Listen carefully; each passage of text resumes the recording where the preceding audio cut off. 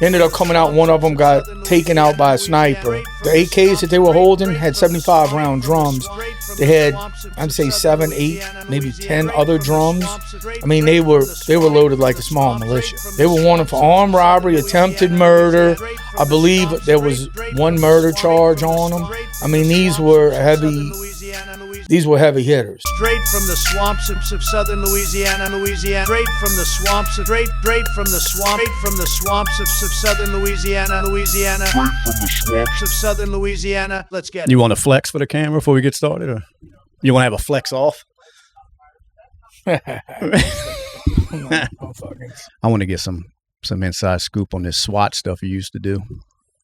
I don't know nothing about SWAT. Yeah, you do. Need some juice. Yeah, you do. SWAT, sit, wait, and talk. It's an acronym. No. That's what it stands for. No, over there in New Orleans, I imagine you were busy as fuck with SWAT. What was it, like every week thing, every month? I mean, how often did y'all actually go do some? It varied. I mean, you would have your active times where you'd have one a week, sometimes 2 a week, and then you'd go 4 months, nothing. And boom, boom, boom. I remember there was one year we had it where it was like every holiday is a SWAT roll. Father's Day, Mother's Day, Easter, 4th of July, Thanksgiving, Christmas, Mardi Gras. The Mardi Gras one wasn't actually Mardi Gras Day. It was Bacchus Sunday. And, you know, not to give any certain names, but there was my platoon, we were covering the disband of Bacchus, and we had our vehicles parked along Convention Center Boulevard. And we were disband is where you break the floats away from the bands, floats go one way, everybody else goes another way. So we had our cars out there, and it was, I think the Bacchus ball was inside the convention center. So you had people in ladies in ball gowns, men in tuxedos, and you're moving these floats. Well, all of a sudden, we got a SWAT roll. We got a mental patient, some kind of mental patient inside of a convenience store in uptown New Orleans when needed. 2nd District was calling for SWAT. So at the time we were wearing flight suits, but we were wearing our uniforms because we were doing disband. So, all right, we got to change in the flight suits. We're stripping down to our skibbies in the middle of Convention Center Boulevard with our trunks open, and these ball gowns and tuxedos will walk by. We're like, hey, what's up? We switched into our flight suits, and we caravanned over there and set up a perimeter around this convenience store. And it was, the guy hadn't been on his meds. He was buck naked, and he was inside breaking glass. I believe all the customers had gotten out, but there was, I think the employee was still in there, the clerk. So we set up a perimeter, usually on the corners of the building where we get coverage. We would try to get 360-degree coverage over the building. So if they tried to flee, any form of egress was covered. So this guy was a typical convenience store. The whole front was glass, so you could see everything. You know, he wasn't trying to cover nothing. Butt naked, breaking glass, and he'd pick up glass and chew on it. And the poor clerks back there freaking out, screaming. We were able to make some sort of verbal contact with him. The clerk made it out. And at that point, we were trying to negotiate to get him to come out. We were still bare minimal crew. We just had enough people to have a perimeter set up. Well, we had two SWAT operators kind of on a corner of the building, if you can imagine, looking at the building. The doors were on the left, almost the left corner, just off the corner. And so we had 2 members on the side of the building that if he tried to come out and run, they would either take him down, tase him, just stop him from fleeing. And then I was on the opposite corner, a little bit further back, with another operator, and it was called the Alpha corner. We had the AB corner, Alpha Bravo corner. And well, all of a sudden we're talking to this guy, as he's eating his glass, he decides to bolt out. And we were able to notify the two guys on the CD corner, which was the exact opposite corner. We had visual on him. He's coming out. Well, they couldn't barely react. This guy looked like Carl Lewis. He was hauling as well. They tried to tase him. One of the prongs missed him. So at this point, he's running through the parking lot between our location and the other side of the parking lot. And if he gets out, if he passes us up, he's on a major street. And now we got a guy butt naked running down the street. Well, it's New Orleans. I mean, I don't. And then it's Mardi Gras. So, yeah, it's just par for the course. But our job was to make sure he didn't go. So they had a canine officer close to us. The canine officer at that point, and this all happens in a split second. Canine officer releases his dog. Dog takes off. We're like, ooh, this is gonna be bad. Canine, the dog actually runs right past the guy. We're like, what happened? So here comes a guy, and not to get too descriptive, but the guy was well hung. Oh, okay. Yeah, so he's packing, huh? He's packing big time. He's got a cannon. So we're like, not that we were looking, but you can't miss it. So he's running. I'm like, oh, hell. So I had a shield. So I take off running with the shield because we can't let him leave. Can't let him get out the perimeter. I take off running with the shield. I hit him square on with the shield. I'm at full force and he's at full force. Pretty good collision. Well, and the whole time I'm thinking, please keep the shield between us. Don't touch me with that thing. Yeah, don't hurt me with it. Don't beat me up. And he falls to the ground. I'm holding the shield. The shield and I fall on top of him. Remember the canine dog that missed? Came back and latched on to my buttock. Why would it do that? Because I think the confusion, because we were a ball of mess, and I was the closest piece of flesh. Luckily, he grabbed most of my gas mask, but he's still got some teeth in me. Is that the typical call? SWAT? No, that not was typical humorous, meaning a naked man running around, but I'm saying, is it usually like a planned out thing where, okay, SWAT's getting together, we're going to get somebody out of a house, or is it like something's going on right now, we need SWAT? I mean, for a SWAT role, it has to be declared.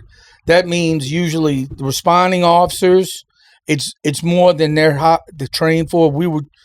SWAT teams are trained for more critical situations. They're a team that trains together constantly, operates together.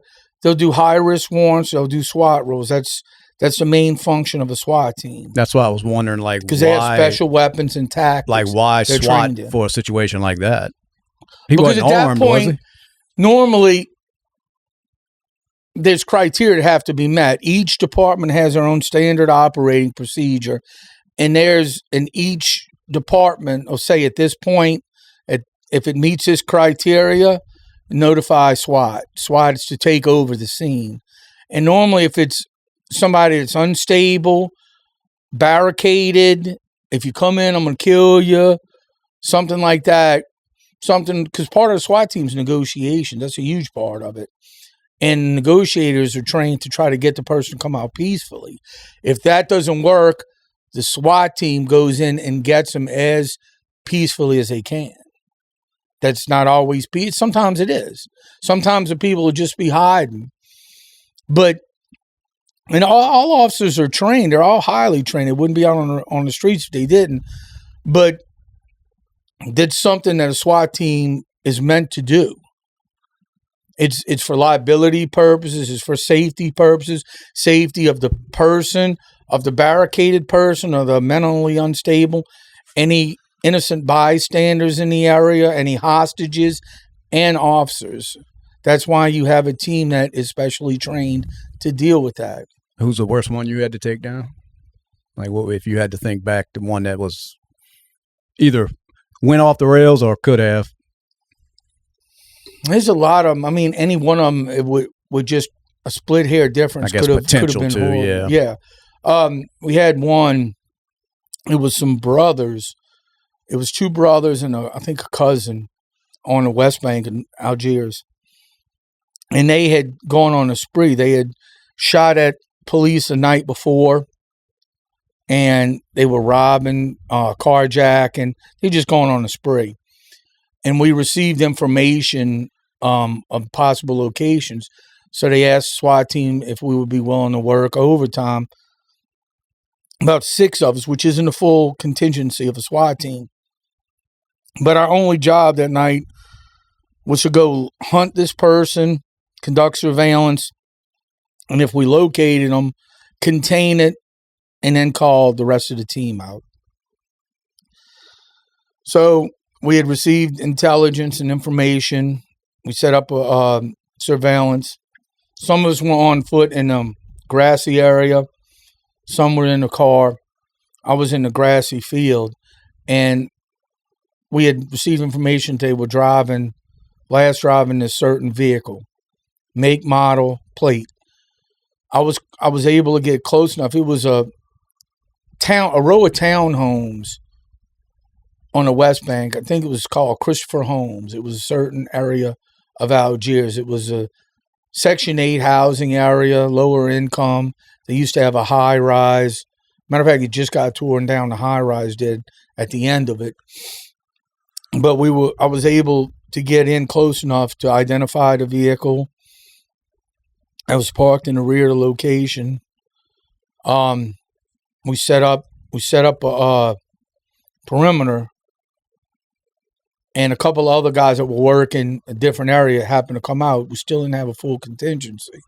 Well, we set up before everybody else got there. The second crew of people got there. One of the 3 subjects came out, and I was reporting, and he got into the car. I'm like, what do we do? Do we take him down? What do we do? I was by myself at this point because the other guy that was with me had gone off to go to the other side, which is like a half mile. So it's not close. He's got to go around and down. So I was by myself without a vehicle. I was on foot. And I attempted to stop him. We said, don't let him leave. Don't let him leave. I attempted to stop him. I didn't have a vehicle. I identified myself. At this point, he drives towards me, takes off. I moved out of the way. There was no way to stop him. At that point, according to New Orleans Police Department policy at that time, if I was able to get out of the way, I was not justified in shooting. Because he didn't have a weapon, but the car was a weapon. A car, yeah. State law, yes. NOPD policy, no. That was a problem for a long time with New Orleans. Department policy was stricter than state law. Yeah.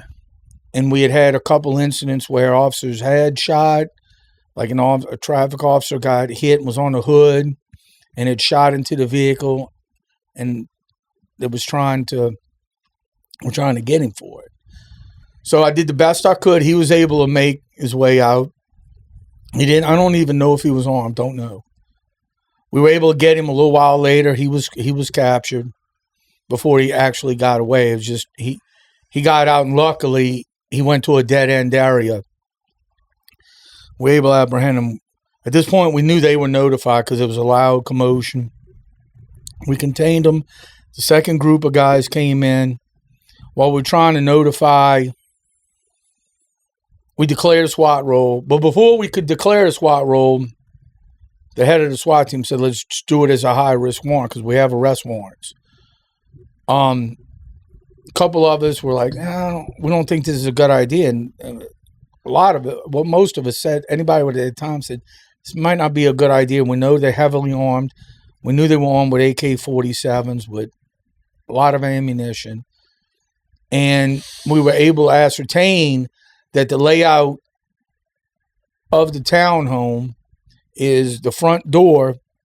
You go in the front door, directly maybe 3 feet away from the front door are steps leading up to this. It was a 2-story structure. Yeah. Led internal stairs inside the townhome to the second level. Well, all anybody had to do was stand at the top of the stairs and wait on us. And as soon as we hit the door, we'd all went down. Right. But what time of day was this? It was nighttime. It was actually, believe it or not, it was Halloween night. don't they kind of plan that shit for like early in the morning, or is that some movie shit? Everything's fluid. A lot of stuff that when this happens is fluid. You receive information, you got to act on it. So you don't necessarily, not by the flying by the seat of your pants, but you plan as you go. Plan and move. That's how SWAT is. You don't always have the layout when you kick a door in. You won't always have a layout, but you'll visually see something. That's when your training comes in. Okay, we got multiple opposing doors, long hallway. We know how to do it. And boom, boom, boom, boom. You want to have a plan, or say you got a plan, okay, this is what the adjoining apartment is. Well, guess what? The one we're going in got remodeled. No longer looks like that. So you can come up with a plan, but you have to be able to adapt and change in split second. Yeah. That's where all the training comes in for SWAT. Yeah, and I was looking more like, I guess, the element of surprise when you go into, A lot of times, with SWAT, the element of surprise is usually over with. On high-risk warrants, that's where you get the surprise. They're not expecting. But on a SWAT roll, at this point, before anyone makes entry, negotiations is attempting to make contact. Bullhorn, telephone, something.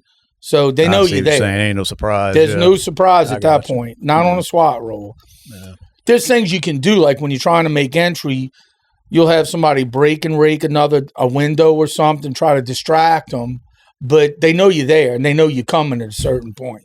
So can't really surprise them. Yeah. That's got to be a fucked up feeling knowing they armed to the T when you're going after somebody. Which I know your ass, you're probably not even thinking about it at the you're moment. You are thinking about it, but you're like, that's what we want. We like that. That's why. I guess it was crazy. That's why you're SWAT. Yeah. No, I get it. But we did. But what as it turns out, we ended up not doing it. And it turned into like a 17-hour SWAT roll where they were shooting out at a building, holding hostage. And they had these two females that were hostages. And come to find, they'd come out with a female. One of them came out with a female in with a blanket wrapped around him. And he's holding the AK and he's got his arm around her. Come to find out later, it was the girlfriend. She had her hand underneath supporting the weapon. Ah, gotcha. So ended up coming out. One of them got it taken out by a sniper, and the other one finally came out and surrendered after he saw his brother get killed. But we went in there. The AKs that they were holding had 75-round drums. They had, I'd say, 7, 8. Maybe 10 other drums. I mean, they were loaded like a small militia. And what were they wanted? What were they doing? They were wanted for armed robbery, attempted murder. I believe there was one murder charge on them. Yeah. I mean, these were heavy hitters. Mm. And when it started, they were going to be Vikings. I mean, it got to the point where we lost our radio contact because we were isolated. Again, that whole perimeter thing, we were in perimeter positions. And we had guys pointing weapons out the window, shooting through brick and vinyl siding. And you could see the rounds coming out. So they couldn't supply us with batteries. Batteries only last. Our radio batteries only lasted so long. So if you did 17 hours, your battery's dead. Were y'all shooting back, I assume? Or was it No. The first shot that was fired by law enforcement on that scene was when the sniper. Why? Why? He was given a green light because at that point he was going to make good his escape with his hostage. He was attempting to leave the scene. He wasn't giving up. He was aggressively pointing his weapon at us. He had already fired rounds at us. So at this point, lethal force was justified. The commander gave the green light. I mean, why was it not given before when he's shooting at y'all? Just because we didn't have a clear shot. I see what you're saying. Yeah, you have to have a clear shot. You have to be able to see your target, identify, have a clear sighting, and know that there's not someone innocent in the way. So what? So you got one, say, like a murder, warrant. What is that one? Just more calmly, because you said with the narcotics, is get in that motherfucker and get the. No, it's never. It's never calm. I guess there's nothing calm when SWAT's coming. It's not. No, we're not. It's not calm. It's speed, surprise, and violence of aggression. So you're not like. No. There's a knocker. Open. All right. Hello. NOPD SWAT, open the door. Pow. Fuck all We that. ram it. We'd hit it. It just depends. Yeah. We would get as close as we could. We'd have undercovers go. It's you got to understand what I'm talking about is years ago. Now there's drones, there's everything. That wasn't in playback when I was in. It was the best form of information you could get, intelligence, was somebody drive by and snap some quick pictures. Okay, we're looking at a door that opens out left to right. This is the kind of locks it appears on the outside, so we're going to do a mechanical breach. Okay, this has iron gates on it. We're going to need to pull up with the bear, hook the chains to it, yank the door off, and then do a mechanical breach on the secondary door. That was the level of it that we were at with technology back then. Yeah, now everything's changed now. Yeah. They got robotic dogs. I was about to say they can send a dog in that bitch now with a camera on it. And they has a mechanical dog. Doesn't have a head. It's the body of a dog, and it goes up. Yeah, and it can open doors. It can breach doors. It can go in, and it's got cameras all over it, so it sees everything. Best we had was a metal ball, looked like a round Rubik's Cube that we tried to hum in there. It had cameras on it. That's what we had. No shit. Towards the end, they started having robots. Yeah. But that was in the primitive stage. Now they got all kinds of robots. Oh, now, it's almost, it's changed. I mean, we used to do dynamic entries on a regular basis. Now they try to steer clear of that because that's the most possibility of injury. Yeah. Which is officers and perpetrators. Is there no knock warrants in this state? There's no knock warrants. There's knock warrants. They still do that in this state? Yes. Y'all ever hit the wrong house? We didn't, but I mean, I'm sure it's happened. Yeah, oh, well, I know it's happened. I'm just meant if y'all have, because if people died over that shit, No, we never had. That was why there was a big big talk about them being banned. Mm-hmm. I mean, it was usually up if say it was a warrant for homicide. Homicide, we made sure like this is the right house. They had to show we had to see printouts with addresses, usually photos. You'd have photos of the suspect going in and out of the house. And then we had to have reason to believe that they were in the house. I wonder how to get them, because didn't they have one in Texas just a couple of years ago? Yeah, I've seen a few. I don't even know how do you get the wrong fucking... I know it does happen. I've seen it on the news too. But yeah. Personal experience, no, we never hit the wrong house. I'm not going to Monday morning quarterback anybody. Follow a lot of that shit. Is there still no knock warrants in this state? I'm sure, Yeah, you could still do it, because I know, like I said, I know it was big talk of just banning them, like, in the country, because that shit's... You fuck around and kill the wrong person, that's fucked up. Yeah, I don't think anything's been big enough. Nobody... They're not easy. The right person ain't got killed. They're not easy to get signed. Yeah. Every warrant has to be signed by a judge. Right. So the judge is the ultimate sayer of, okay, you can do it. You don't have to knock. Or yes, you have to knock.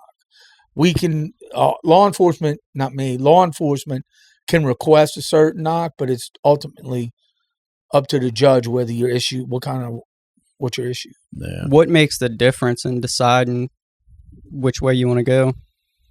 As far as, is it who's in the house, what they're wanted for? Who's wanted, what they're wanted for, what their history is, their probability to fight. I mean, you can't say it's one criteria. It's kind of like SWAT. You can't plan. It's a bunch of different circumstances when pushed together. That's what decides what one you would get. Yeah. Yeah, I would think the more dangerous the person you're going after, because I get the point of the no knocks. The more dangerous, the better the element of surprise. Yeah.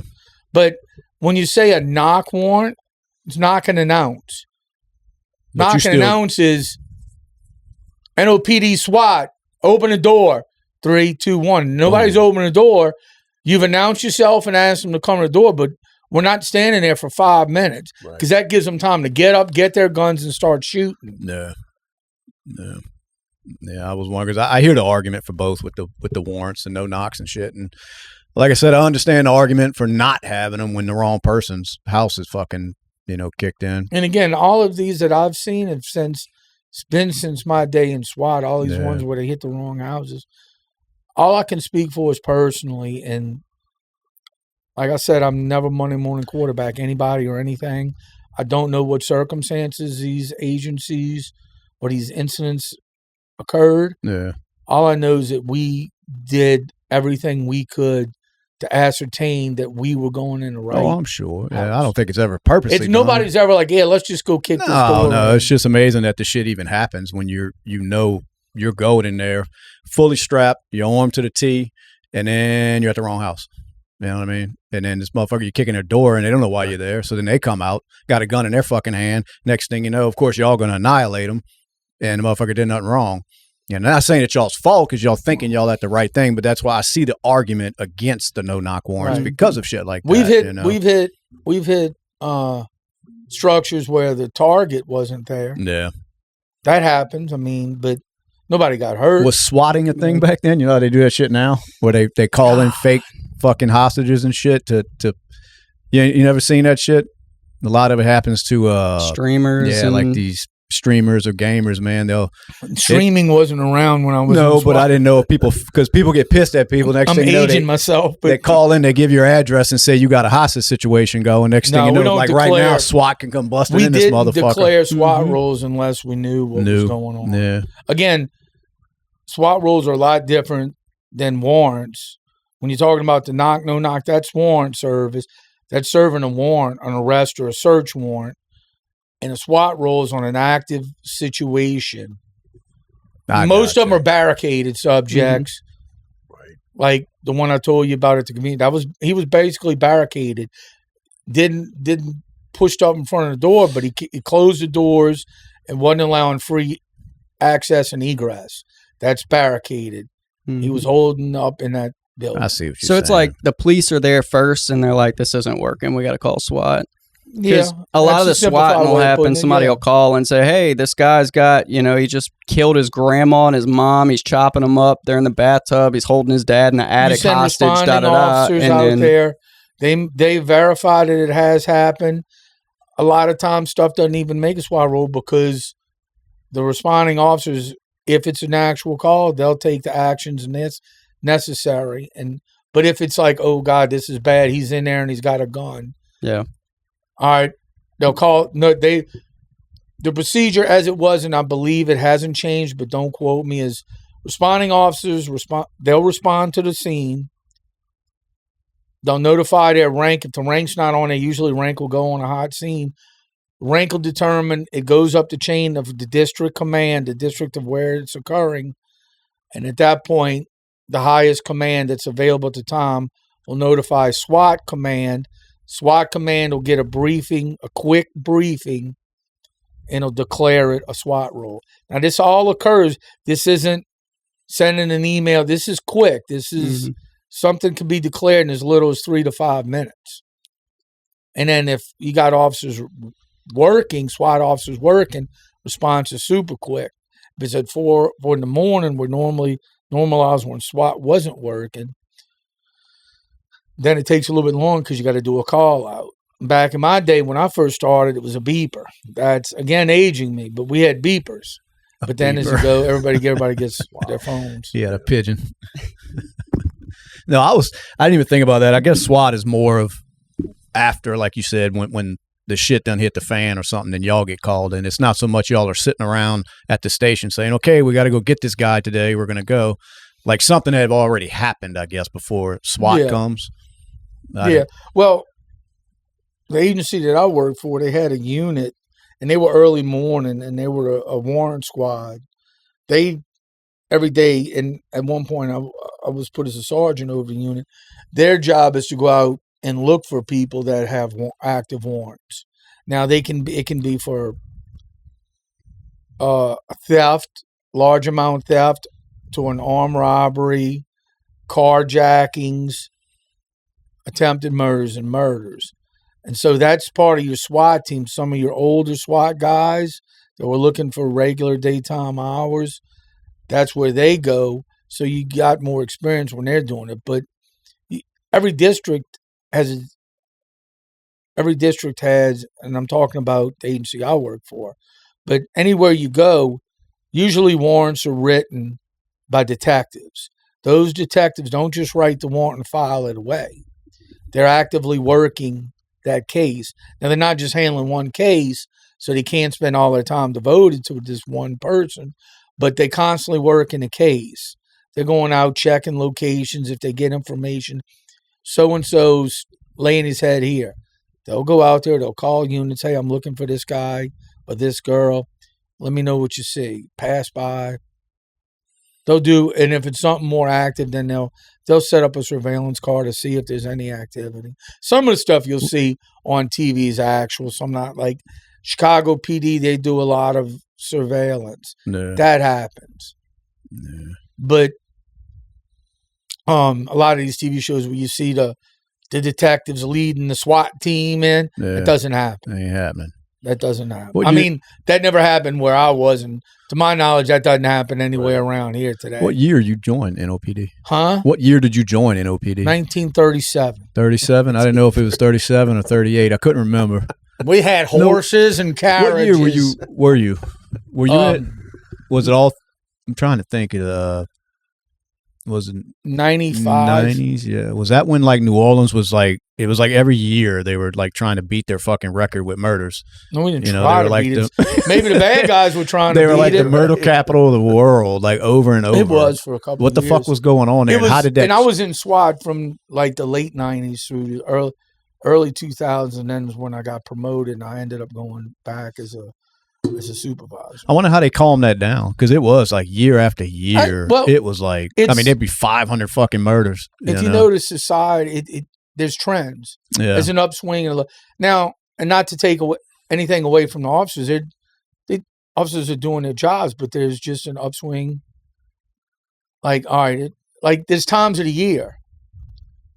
When it's hot, people more aggravated. There's a lot more violent crime that goes on in summer and in winter. Just think about it like this. Mm-hmm. How many times you want to go hang outside when it's freezing cold? Yeah. No, I get it. Like that. I get it. I was just curious because something kicked it off to where New Orleans became the city. There was like a lot per of capita. There was a lot of neighborhood. Like New Orleans isn't famous for your nationwide gangs, your Crips, your Bloods. Yeah, it's all. It was project. It's all neighborhood gangs. Yeah. The 3 and G boys. That's 3rd and Galvez in the 6th district. Yeah, they were big players. In every little regional area, Central City, which is uptown. 7th Ward, you had the 7th Ward hardheads, 8th Ward animals. Yeah, the hardheads. And every ward had their little cliques. Yeah. And you'd have them, sometimes they'd be fighting over territory, or you'd have people fighting for power of the group, or you'd have interfighting. When that goes on, there's an upswing. Now, and every once in a while, there'll be sometimes federal cases where they'll pull a lot of, and then it calms down. And then after a while, it kicks back up because now you got infighting, who's taking over the territory. Yeah. Then one of the reasons that, and trust me, there are nationwide gangs that come through and do stuff.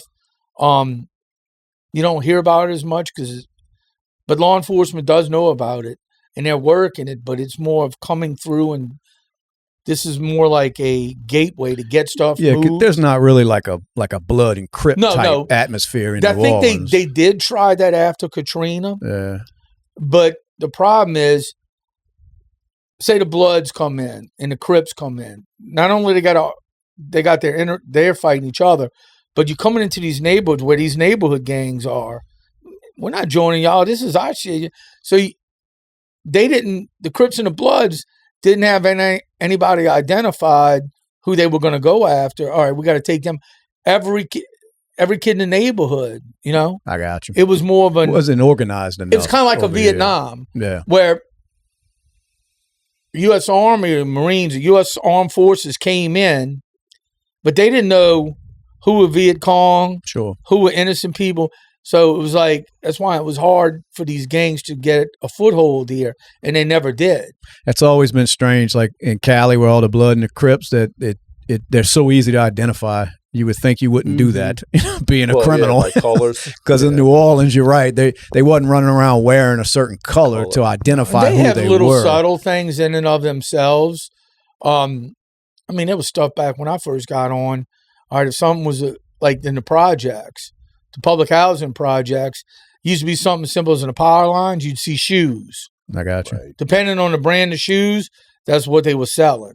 Okay. Or that was the location. I got But you. it changes as soon as it gets common knowledge. They'll change it's a it and cat do and mouse something game. else. Yeah. So there are stuff. It's just not as known. I mean, you got to think TVs and movies and music have pretty much made these nationwide gangs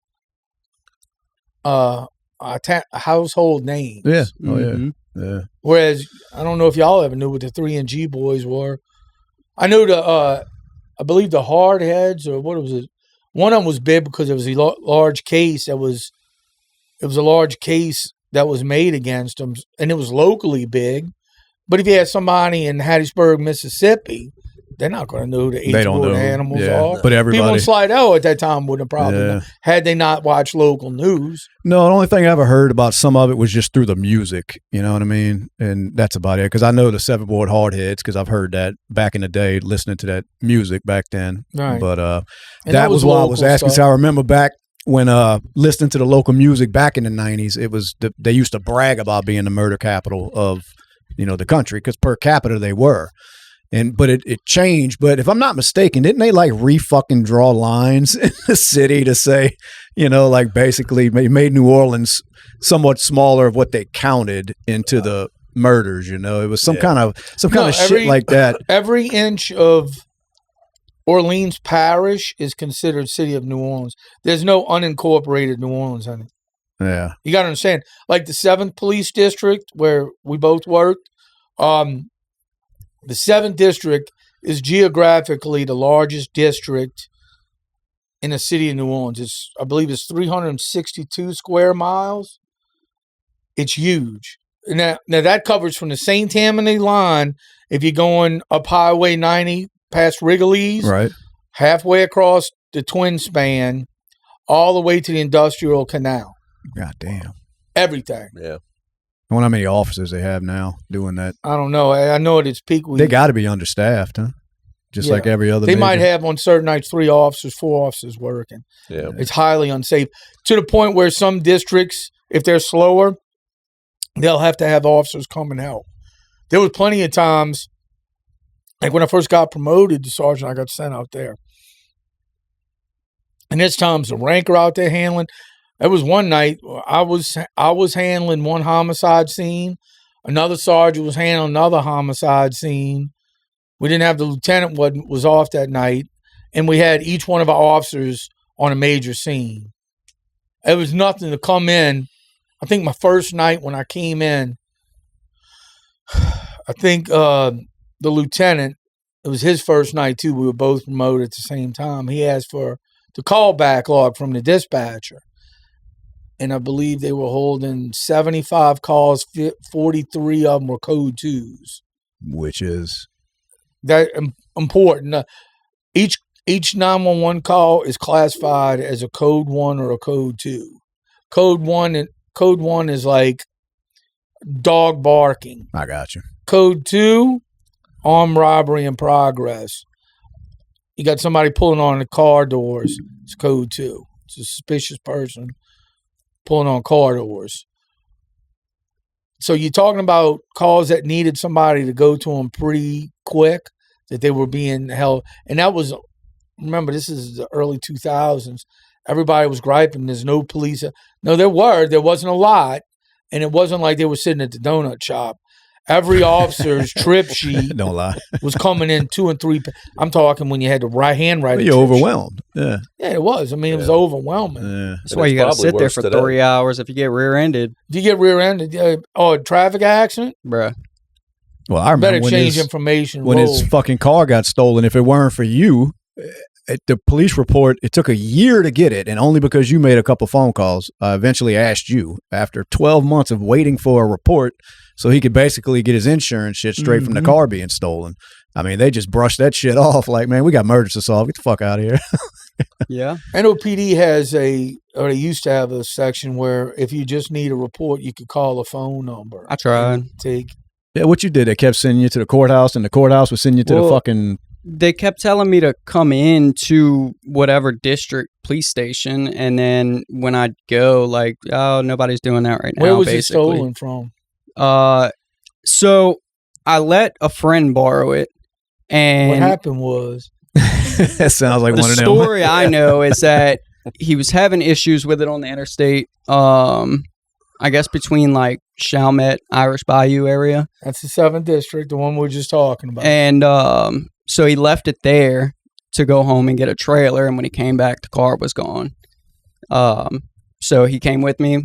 We did a police report at the police station, and then trying to get that police report, a week or whatever later, it was damn near impossible. But where they found it? Then they find it on Almanester? They found it on the side of Almanester, burnt. You still talk to this dude? He's dead. You believe that story, or do you think there was more to it? I don't anymore. No, I think he was racing on Almanester and wrecked it. Yeah, that's what I'm thinking.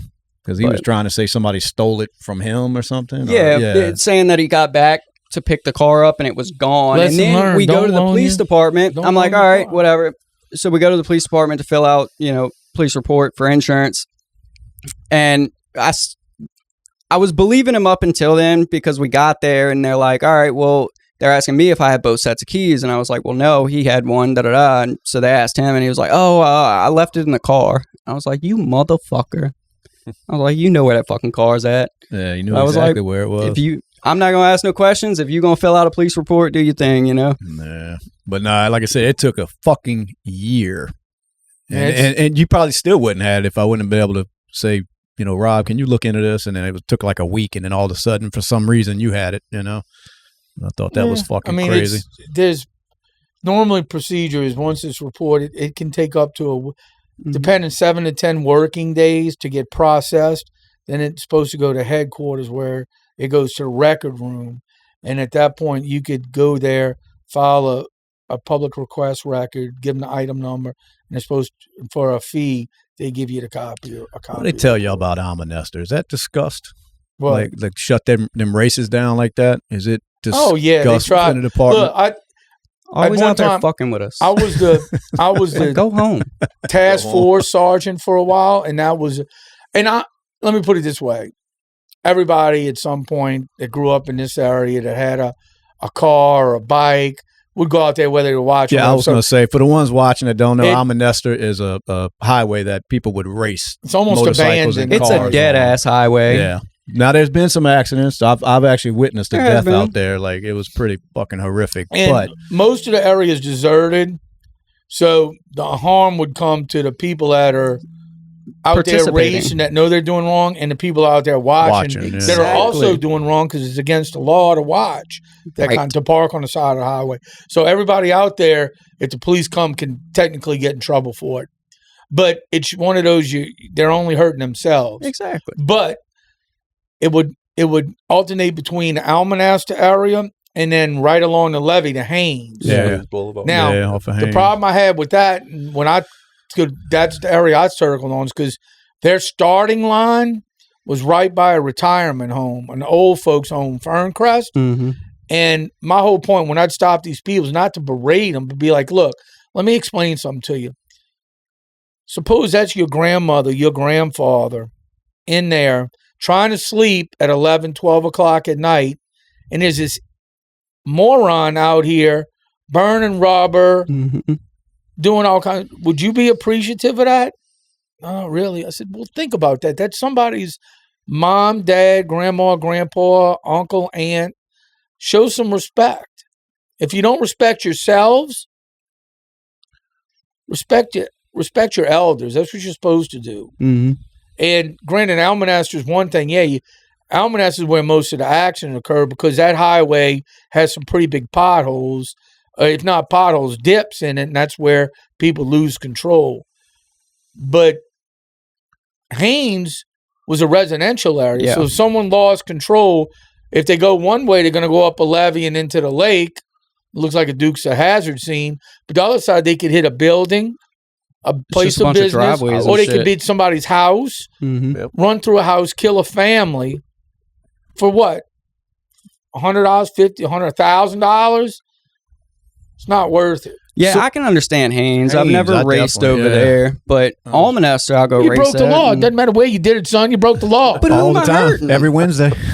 Every just Wednesday a rebel night. Without a clue. So if you racing on Almanester, who do you hurt besides yourself and people participating? Like that's their job to be an asshole and shut it down. That's what the cops do. It's against the law, but driver's license, registration. Yeah. But no, honestly, I fixed them though, boys. I got a bunch of cars. I said, dude, they're gonna because you pull up, they run. Of course, yeah. Well, if you lock them in, go to the Decker they ain't shop. nowhere to run. They're gonna jump out their cars, try to run through the woods, and the gator's gonna take their foot off. Well, that happened not too long ago. They shut both sides of Almanester down, and everybody was just kind of blocked in. I wasn't there that night, but it takes hours because you got to write tickets to hundreds of people. Oh, it's not your car? No, I don't know whose car. All right, call a tow truck. No, wait a minute. It's because some people got like 70, 80, 90 grand in these cars. Yeah. They're coming on trailers and shit. Yeah. Everything's going, it's not yours, not your truck, not your trailer, not your car.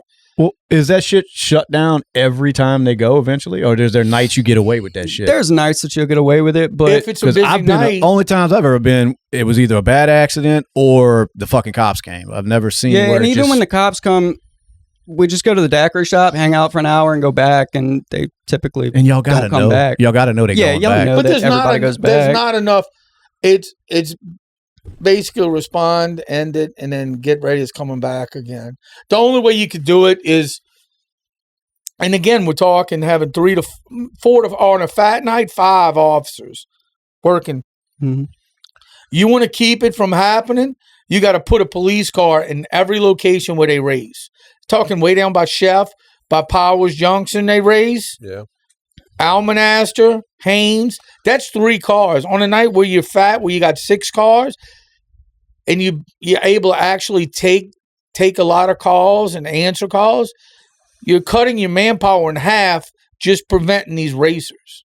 Mm-hmm. So it's almost impossible task to prevent it. And in a big scheme of things, do you want your officer's time responding to a shooting or responding to a medical call where somebody needs help, or do you want to have them sit and preventing people from racing on an empty highway? So you got to pick and choose what you do and how you do it. It's great. In theory, it's great. Let's shut down the races. You need the manpower for it. And you need all the assets. Now, this is probably coming from someone who used to go and participate before you were a cop. I joined the police department when I was 8 years old. I didn't have a license. See, they will fuck with you for the same shit they do, including no, it's speeding. Hypocritical to do that. But again, I never arrested anybody for racing. It was more just breaking and when I was it up. out there, I was a rank, so I was like, do this. I've always seen it where you're just there to break it up. Like, y'all get the fuck out of here, you know? If nobody's hurt. Yeah. Now, that's different than what they're doing nowadays with these street takeovers. Oh, I don't have any experience with that.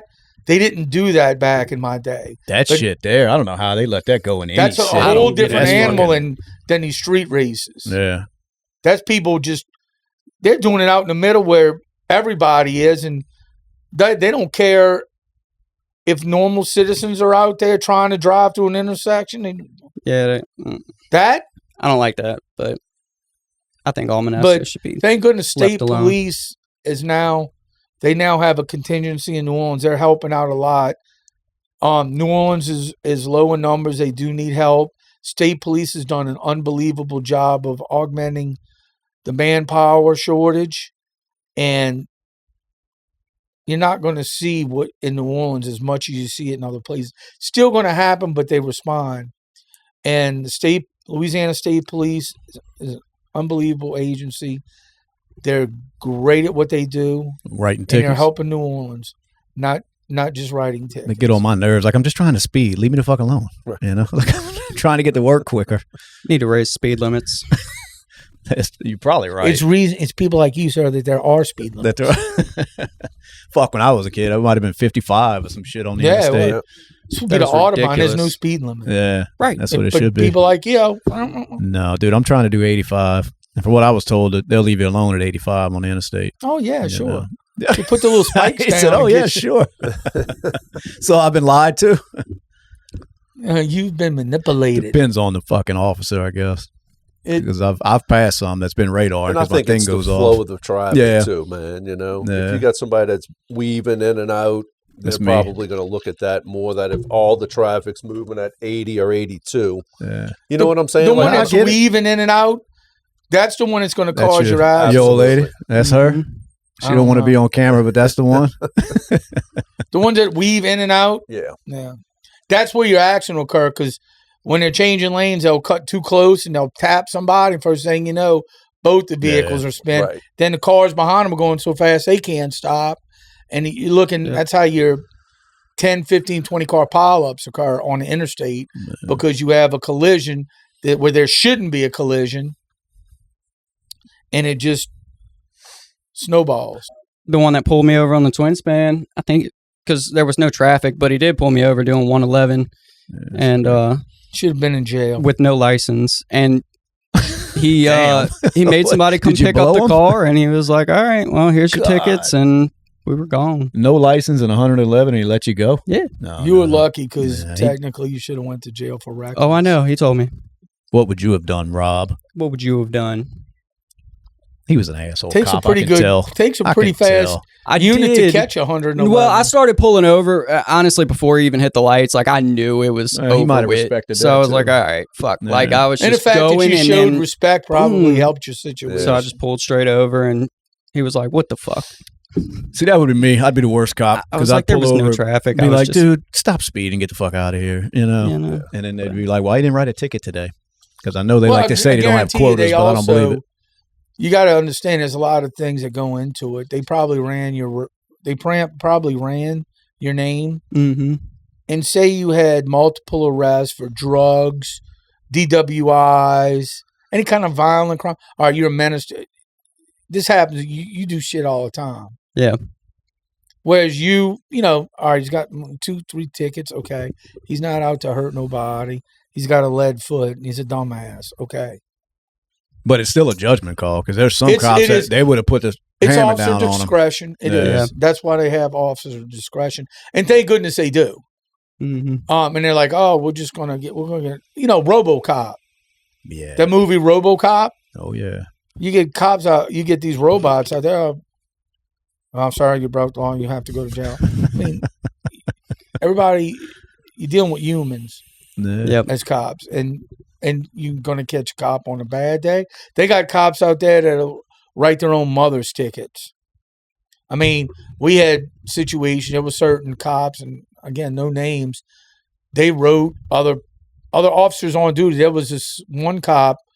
I have a friend that was a wildlife agent, and one of his coworkers, they were called, it was a boat that capsized in a lake, and they were needing immediate rescue. So this wildlife agent was in his marked, I think it was a Dodge 2500, Dodge Ram 2500, pulling a Boston Whaler with his lights activated, going down West End, heading to the lake to go launch his boat to try to rescue people. And it was a certain cop that pulled him over and wrote him a ticket. And instead of arguing, he just took it because saving lives is important. But you pretty much had an agency saying, what WTF are you doing writing this guy a ticket? He's on duty, acting under the color of law, going to save lives. And you're going to pull him over because he was going 10 miles over the speed limit? Where state law is, if you're law enforcement responding to an active call, you're allowed to proceed with lights and siren over the exceeded speed as long as you're being safe. That's law. Yeah. But you got morons, no offense, but there are more. There's bad everything. There's dumbass everything that would rather get his ticket than use logic and reason. Yeah. Or I guess ambulances have the same power. They do. Because in New Orleans, it's an emergency I've vehicle, never seen an ambulance with lights and sirens going faster than traffic. I've passed more ambulances with sirens going on the interstate than New Orleans drivers don't care. If you've ever watched Really Good, if you're somewhere else, when say you're in St. Tammany Parish and an ambulance got their lights and siren activated, cars are moving out the way. Mm-hmm. I've seen it in Orleans Parish where they don't. And that's law too. You gotta yield to emergency vehicles. If that means you gotta pull over onto the shoulder, you pull over onto the shoulder. Whereas they expect a lot of New Orleans drivers, he can go on the shoulder. I was here first. It's another world over there. Yeah, because I'll be coming up behind one. He's full lights and sirens, and I'm like, "Why are you doing fucking 60? Like, move! I got places to be." Well, you gotta understand. Sometimes when they're not going super fast, you usually have a paramedic. If they have a patient, you have a paramedic working on somebody, so they can't weave and wobble. They've got to go steady so that whoever's in the back is able to do their job, and that's possibly saving a life, at least stabilizing the patient. So they have to drive a certain way. Now their lights and siren on, so if they stop at a red light, people are supposed to get the hell out of the way. Yeah, but that doesn't mean they can weave and wobble. Because you ever try to stand up in a van? It's probably not easy. No. I see people using the ambulances to beat the traffic too. What you mean? Just jumping behind them. Row behind them on the interstate. There's a law against that too. Through. Yeah, but you got to get caught doing it. So it's not a big you got to have somebody in a bigger vehicle that stops you. Also, there's a lot of people that like to drive on the shoulder when there's, say on the interstate, there's a wreck. Mm-hmm. In both lanes, or all three lanes, whether it's 2 or 3 lane on the interstate, it's just backed up. You'll have your jackasses that'll just try to, and I'm not talking about people going to, I'm not talking about fire, ambulance, and police. I'm talking about just any idiot that thinks he's going to get around or get further down. When you get a big F-250 that pulls into that lane and blocks it, all right, now go in the grass and get stuck. Go ahead. Yeah, I get on the interstate. Kia, that you want to drive. I get on the interstate at Elysian Fields, and we always hit traffic at 610, I-10, where they merge together, and people are always on the shoulder, shooting past traffic right there. Always. They just use it as another One lane day and there's go. going to be like a blown out tire with the steel belt. I'm always waiting on it. And then they're the first ones to call and complain. Yep. There's stuff on the shoulder. Why are you driving on the shoulder, jackass? That was the first accident I've ever been in. It was right there at that 610. Mm-hmm. It was raining, and I was driving a friend's truck. He was in the passenger seat, and I wasn't supposed to be driving, but Here I was. we go. That's just like father, like son. I fucking lost. We lost control. Hydroplane spun around. I stopped in the middle of that motherfucker, and some lady in a car came and T-boned me. And this poor girl, I got out the truck to make sure she was okay, but you could just tell she was freaked out. Once I found out she was all right, I told my friends, get in that fucking truck. Let's go. We turned around, went right back to Slidell. Never got caught. Statute of limitations is up, so fuck off. Are you sure? What year was it? It's last night. Last night. If anybody's listening to this that works in that. Well, then, of course, my friend told his fucking parents I stole the truck, while he was in it, So that story lasted about a month, and then he finally admitted, because we weren't supposed to be over there, and he wasn't supposed to be letting nobody drive it. But after the fact, I felt so bad because this lady smacked into us because of me, and she's just sitting there like this behind her wheel, like just frozen. And I was like, "Ma'am, are you okay? Are you okay?" And she finally went, "Is it a younger lady?" Yeah. And I was somebody like, did that to your daughter. How would you react? I'd feel like shit, and that's why I'm telling you. You wouldn't feel like shit. You want to beat the shit out of her. Oh yeah, no, out of the cool. young But punk I did make sure took she was off. all right. I got out my truck, and I wanted to make sure. Very noble of you. But once I found out, I was like, "Get in the truck." We fucking took off. And in New Orleans, I always see cars like between Twin Span and Chalmette, that area, when I guess people drive off the interstate and hit the woods and whatever, cars will sit there for like a week just circled in police tape, just hanging out in the woods. Why It's natural barrier. It stops erosion. NOPD ain't worried about that shit. Just always see the cars. They'll just have caution tape around them and they'll hang out for a week. Again, we're talking a little off, low manpower. Nobody cares. I think actually the states, that's one of the, I don't know. I think there's an overtime thing now where DPS officers are working a lot out there, but The state police that had come in, you said, "Oh, they write tickets." These guys aren't ticket writers. I'm kidding. State police people might see. They're going to be like, "Get this motherfucker." Yeah, a lot of them are my friends to watch us. What do you think them boys are doing? They sit on I-12 between like 1088 and 59. Who? The state police, but they're not radaring because my shit never goes off. But they're sitting there all the time be using on 12. A lidar system that your radar gun doesn't. What you pick said, up. dope. You think they're looking for? Could be. I didn't know if maybe they were looking for a certain. They have highway interdiction teams. Yeah, but they I don't want to always get too there. into But it it'll be give two of them. stuff out. But they have information there. If they're out there just sitting there waiting on something, they're not sitting there watching Netflix on their laptop. No, I know. That's what I mean because they're there so much, and it'll be the one. A lot of times, it's the ones with the ghost markings. Right. You know what I mean? That's the your white ghost Yeah. claws. Yeah. That's your criminal patrol unit. So if they're out there for a reason. They're looking for something. They got to be looking for dope. They don't coming care through. about you. Now, that's not to say if they don't see anything, then they'll have to. But they're out there for a reason. Oh, I know. Don't know what it is. They're all the time. I mean, I'm not going to because that's their tactics. Yeah. And I mean, I've had friends do it, so I know what they're doing. But you can't put it out there that everybody finds out. I got but they're out there specifically looking for certain things. Well, I know that's a major dope corridor. Absolutely. You know that stretch right there. And like I said, I don't care what radar, Louisiana's lidar. They're not radaring out there because there'll be two of them all the time just sitting. And then a little ways down, there may be another one, and that ain't how they radar. I mean, I've seen them before, setting them speed traps or whatever. So they out there looking for something. I was just curious if they're getting tipped off and they're looking for something, or are they just looking for out of state plates, or what they're doing. They're not fishing. Yeah, they're not looking. They're there for a reason. They're looking for something specific. He knows. He ain't saying it. He knows. I'm gonna find out after we turn the cameras off. You know why they're there. Can't tell all the bad guys all the good stories. I mean, I'm not saying I do know, but I know what they're they're supposed to be doing. Well, they're there a lot, and I'm thinking, there's that much shit going on that stretch of interstate right there. I mean, it's crazy. The state's border of water. Yeah, they need a tire dumping task force, dude. That shit's ridiculous. The tire dumping. Are you volunteering, sir? No, I'm not. But I'm just giving ideas. Then look, if you're not part of the solution, you're part of the problem. The whole New Orleans you're not is just part of the solution, tires, you're part dude. of the problem. I know there's a tire problem, but I'm not bitching about it because I can't sit out there and go pick up tires. What else do you do? You could park it in the woods right by Mishu and watch out for tire dumpers. I might let my friend take it and do stupid shit with it. I wonder if he won the race at all when he took your car out to Almanesta. He could have at least told you that because you know that little fucker was out there racing. Was that your Toyota Corolla? What kind of car was that? Which one? The one that got stolen. Silver Camaro.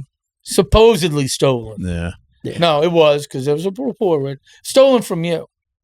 Yeah. You know what? Actually, it was borrowed under false pretenses. So that's close to unauthorized use because if he got under false pretense, then he said he was going on a date with his girlfriend to. What's wrong with his car? The would that be casino theft? or something? Like say they tell you they're using it for a certain reason. It's hard to prove because he gave him the keys to it. I heard if they just have like access to the key, like if somebody's living in your house and you don't and your keys are there, no, they're not stealing your vehicle. No, they are unauthorized use. I got you. But you gave him. He didn't use it for what you gave him use, but you gave him permission to use. And the reason I bring it up, when this knucklehead was younger, it's more civil. And he did that. He snuck out one night. Him and his friends took the wife's car, and long story, whatever. They wrecked it and all, running from the police, but they couldn't press charges because they said we gave him access to the key. Because I was pissed. I was like, you can't keep his ass in jail for stealing the car. Well, he didn't really steal it. The key was. He's like, did you have the key locked up? It is, and I'm like, who the fuck locks up their keys? Yeah, he's still unauthorized use. But let's put it this way: if you have him arrested for it, that's going to stay on his record. Well, yeah, but I was but in the moment of the furiousness, I didn't care. Yeah, he was a teen, but I was more like they're telling me to come pick him up. I'm like, y'all can't keep this. What's going to happen is they done went through all this, arrest him. By the time went to court, you'd have said, okay, he's got enough punishment. You'd refused. Yeah. You refused to prosecute him, so everybody's time. It'd have been a waste of time. Yeah, I just thought it was odd that because my keys were available, it's right. Beat the hell out. No, I'm not saying to beat the hell out of him, but punish him and give him corporal punishment within the confines of the law. punishment. That airbag punished his ass. Oh yeah, airbag in the You windshield. ran from the police? Yeah. Dirtbag. Tell him what happened, son. We stole the car, went out messing around, and a cop wound up getting behind us right by Thompson, and we took off down airport, and we almost wrecked right there by Academy and shit, and for whatever reason, the dude driving turned off into the church and hit rocks and slammed into a telephone pole. Where was he going? In the church parking lot. I think he thought it was that neighborhood right for past forgiveness, it. maybe? And so he hit that, and I hopped out, and then I took off running and hid in the woods until they brought the dogs out, basically. The dogs and what were did barking. you tell the police? Nothing. Just that your parents gave you permission to use it? I don't even think it came. No, they didn't really even question us. They didn't search it good either because my pistol was still in the glove compartment at the impound. What we have here is conspiracy. And we have a continuing conspiracy for years that you admitting you stole the vehicle. So statute of limitations is no longer in effect because the conspiracy has been ongoing since the incident. So if we could continue getting the details of this, we could reopen this investigation and you can now go to jail. Let's do it. You weren't driving though, technically. I wasn't. So No. I don't know if that But changes it. You friend was evaded driving. you evaded law enforcement. After so you we crashed, resisted. I did. Oh, you did run, didn't you? Yeah, I hopped out I wish and they'd ran have in the woods. tased your ass. And then, like, Probably I got into the woods, and I was going to keep going, but then I was like, well, we're in my Where you parents' gonna car. go? Yeah. I was like, they're going to know exactly where I live. Especially so when the dog I stopped. comes, And then like- they were like, we're going to let the dogs out. And I was like, please Ooh, don't. yeah, fuck please that. Don't. You'd ended up without a calf muscle. Yeah. Yeah, and I knew it. So I was like, nope, I'm here. That shit, the airbag like took his eyebrows off. Yeah, because I went over the airbag and the vent like burned my eyebrows off, and I hit the windshield and fucking. Sorry, I got in a was collision in rough. pursuit, and it took the hair follicles off the. Remember that? I used to walk around with a bald spot. That's why I eventually said I'm shaving it because I had a little bald spot in the middle. That when I collided with the vehicle, I was thrown forward, and my forehead hit the visor. I don't know what happened to the airbag because it deployed, but it didn't stop me from my forehead hitting that visor and losing all follicle to the point where for 10, 12 years later, hair wouldn't grow in that little spot. That was on duty, you said? Mm-hmm. What were you chasing this person for? They took their mommy's car. Guess who you ran from, little boy? It was a stolen vehicle. I got you. Yep. Well, Yeah, the airbag got me. Airbag in the windshield. Windshield didn't get me. I guess the airbag did something, but it didn't stop me. Hit I was right pretty here. upset. I was like, I thought Cracked the the airbag's windshield. supposed to stop me from losing my hair. that saved your life, I guess. Yeah, okay. And then the dude that was driving hopped in the passenger seat because Well, that's nobody what I'd else done. ran like out of the car. Except you? Yeah. Well, that was the plan. Like if we got pulled over, we were going to stop, the plan. hop out, and dip. All this shit was planned. We weren't going to run in the car. Again, conspiracy is continued planning. So we were going to get pulled over, stop, Telling the truth. and run on foot, right? That didn't happen. So when we did hit the pole, plan's still in my head. We're running. Well, I guess nobody it else hit the followed the driver's plan. side, right? 'Cause Nobody if you else ran. You're the only dummy that Yeah. got out. What kind of car was it? Nissan Altima. Did it mess it up bad? Oh, it totaled Totaled it. That was Misty's car. I think I was madder than she was. She's like, well, he's a teenager. I'm like, a teenager? Like, he stole your fucking car and totaled it, running from the police. Like, I didn't do that shit when I was a teenager, but no, I was shocked they didn't search the car thinking, too. what do you kids have on y'all? Because They like I didn't search it said, at there was all. a pistol in the glove compartment that I went to the tow yard and it's still in there. And I'm thinking, damn, It's they supposed to didn't. be inventory. And there was a Even bunch the of weed in vehicle- the back seat that even- was Yeah, still there there. was weed that was still in the car. So there was drugs and a gun. After they Oh, in ran that from case, the cops. they would have been in. You're lucky they didn't. Oh, I know. Because not only would you have had a narcotics charge, but you have a weapon in the presence of narcotics is an added charge. So I'm saying they It's a didn't search the weapons car at all charge. when y'all were there. Not at all. That's odd, being that you ran from them. You think they'd want Charge to know? was created because of dope dealers. Like dope dealers carry guns, Mm-hmm. so it's an enhanced charge. It's a weapons charge, if you have narcotics in the presence, if you have a weapon in the presence of narcotics. So you were lucky. Yeah. You could have been labeled a dope dealer because you're arrested, even though it was juvenile, it would have shown your juvenile record that you were arrested for a narcotics violation and for weapons in the presence of narcotics violation. Dope dealer. Yeah. I'm really surprised they didn't search it because even like the guy in the back seat, he was already on drug court. Count your blessings. You don't, but you should. Man, that was odd. That was odd. So I stopped crime when I turned 18. Crime doesn't pay.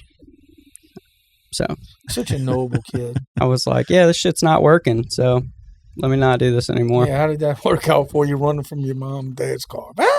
They'll never catch me now. That motherfucker moved that phone pole. It did. That telephone pole? Yeah, I mean, telephone pole moved probably 8 inches in the ground. You stick your foot in the hole. And that's what led to that officer getting run over in Slidell not too long ago. Kids running from the fucking police, man. For pretty much the same thing. Yeah, just out joyriding or doing whatever they're doing at night. But I believe, and I don't like to talk about it, may God rest his soul, but that was, from what I was told, that was a purposeful, that they swerved. One of the kids told the other kid to go hit the cop. I was wondering. They were in the left lane, and he was on the right shoulder. Yeah, I was wondering because they charged. What did we say? First degree murder. Two of them. I was wondering where they got that. There was the driver and the passenger that told him to hit the cop. Okay. Yeah, we were talking about that, and I was going to ask, like, how do you, on scene as a cop, how do y'all choose what you're going to charge with? Like, in that case, first degree versus like a second degree, like, y'all take a vote? Or that's not made. That wasn't made right then and there when they were arrested. It's just they're taken in. It's consulted the ranking officers along with the detectives on a case that big in nature. The DA's office is brought in immediately before any charge is done, and there's a big consultation on what they're going to charge them with. Because you can put somebody in jail and just put them on a flea in a police charge where they can go in and amend it. All right, add these charges. So there's a consultation before these charges are made. It's not just he pissed me off, so I'm charging him with capital murder. Right. The capital murder it's got to fit in very small criteria to get that, and then for two people to get it for one action had to show that the second person being charged was highly involved in it. How would they do that, though? So you get in that much trouble for telling somebody to, you know what I'm saying? Like if you're in a car saying, hey, hit that motherfucker, hit him.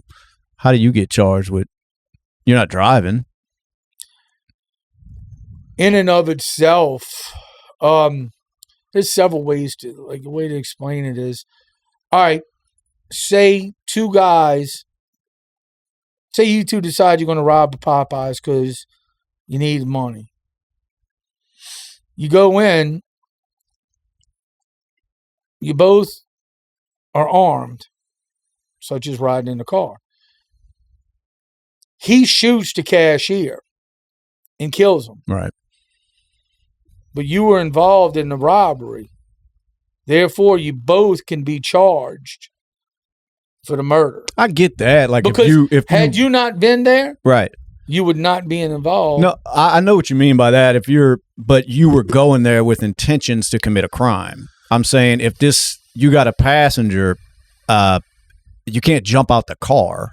Well, if somebody else is that's what I was wondering, if that's where it changes because he's saying to do it. Yeah. So he's just as guilty. Yeah. Because there were other people in the car that weren't charged. Yeah, they got them boys for kidnapping too, apparently, because they wouldn't let them girls out. Right. Yeah, because they said the girls were on the phone with 911 saying they won't let us out the car. And I guess that's where the kidnapping charges came from. I can't believe they purposely tried to hit that. Like, what the fuck did they think was going to come from that? I mean, I can see, if you're trying to get away, from what I've been, swerve around the spike strips. But they were little troublemakers. Oh, I'm sure. They did Slidell Police, maybe St. Tammany Sheriff's Office.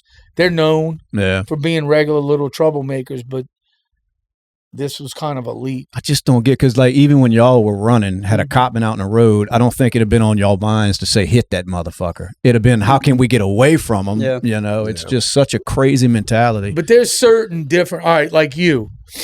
Justin, you stopped being crime. You ran. You took your mom and dad's car and you ran from the police, and you learned that's not the kind of, I'm not going to do stupid shit no more. Mm-hmm. That's one level, but you got this level to where these kids intentionally hit, knowing the vehicle was doing 118 miles an hour when it hit the sergeant. Damn. So they knew they were killing him. Mm-hmm. You can't go back from that. Right. Their lives are ruined because their stupidity. Mm-hmm. Not to mention the fact that a good man is dead. His wife is a widow, and his children are fatherless. That's not something you recover from. Right. His family will never recover. So I don't feel bad that these kids will never recover. I don't either. The bleeding hearts would be, they were young, they really didn't know any better. Well, chance, that's fine.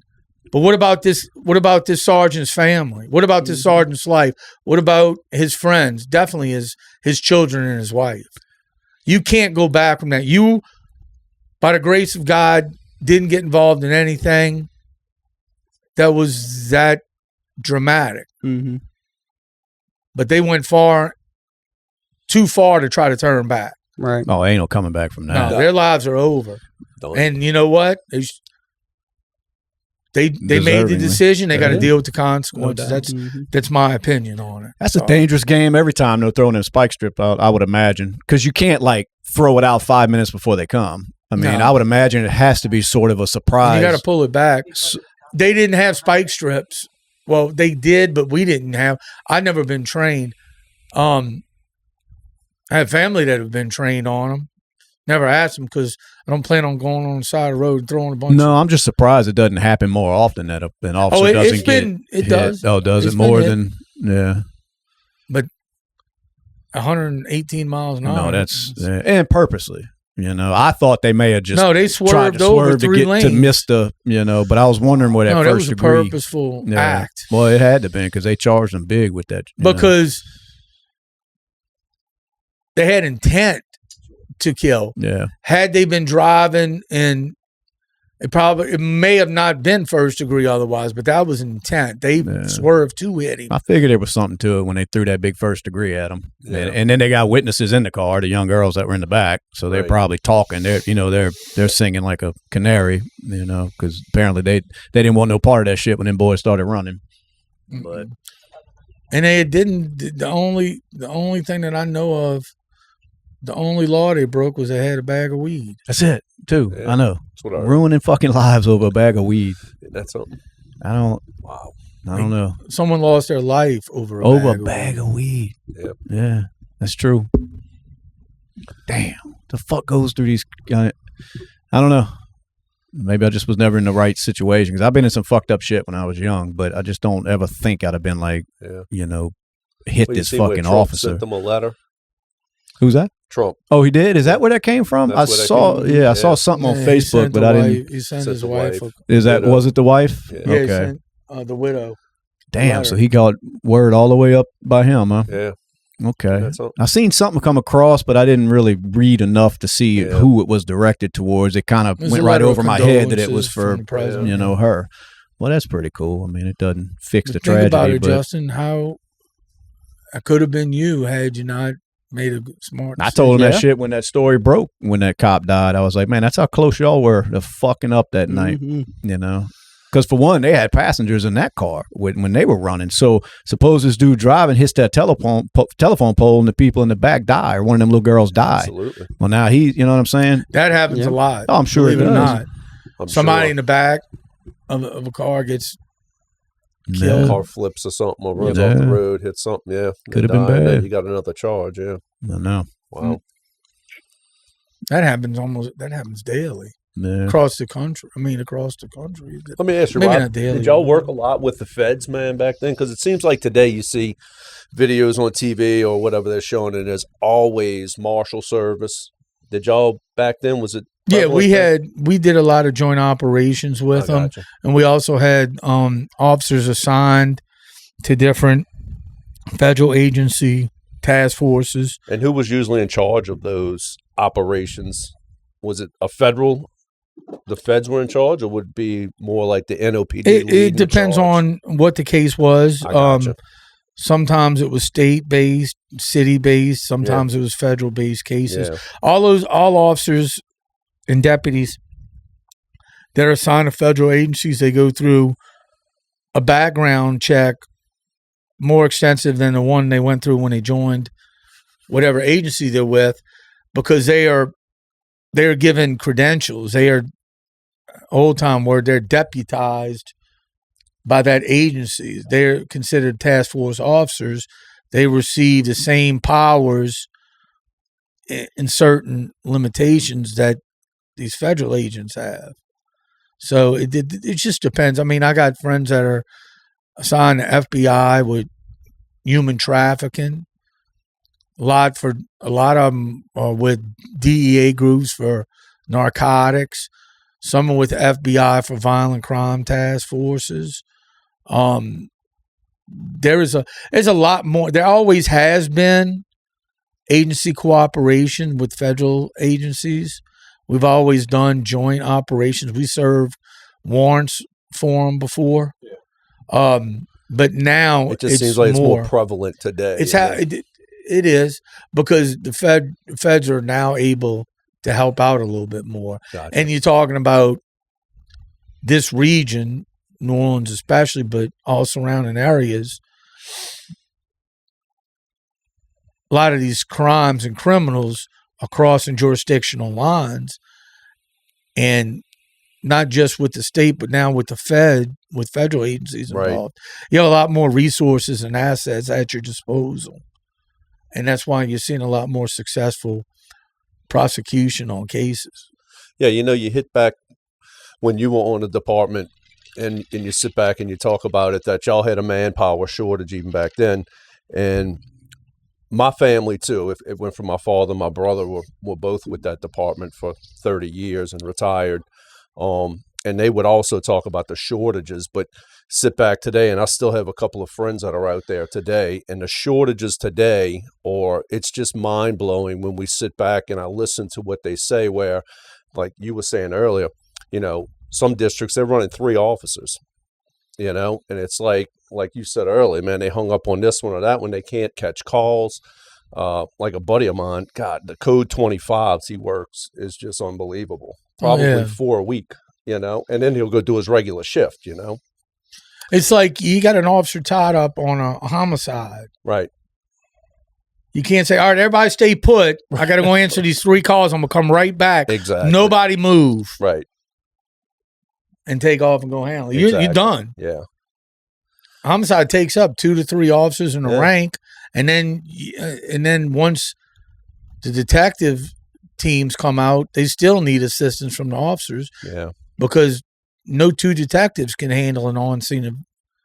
They need assistance. Need names. Go see if anybody saw. Come on. All right, you can see that on TV.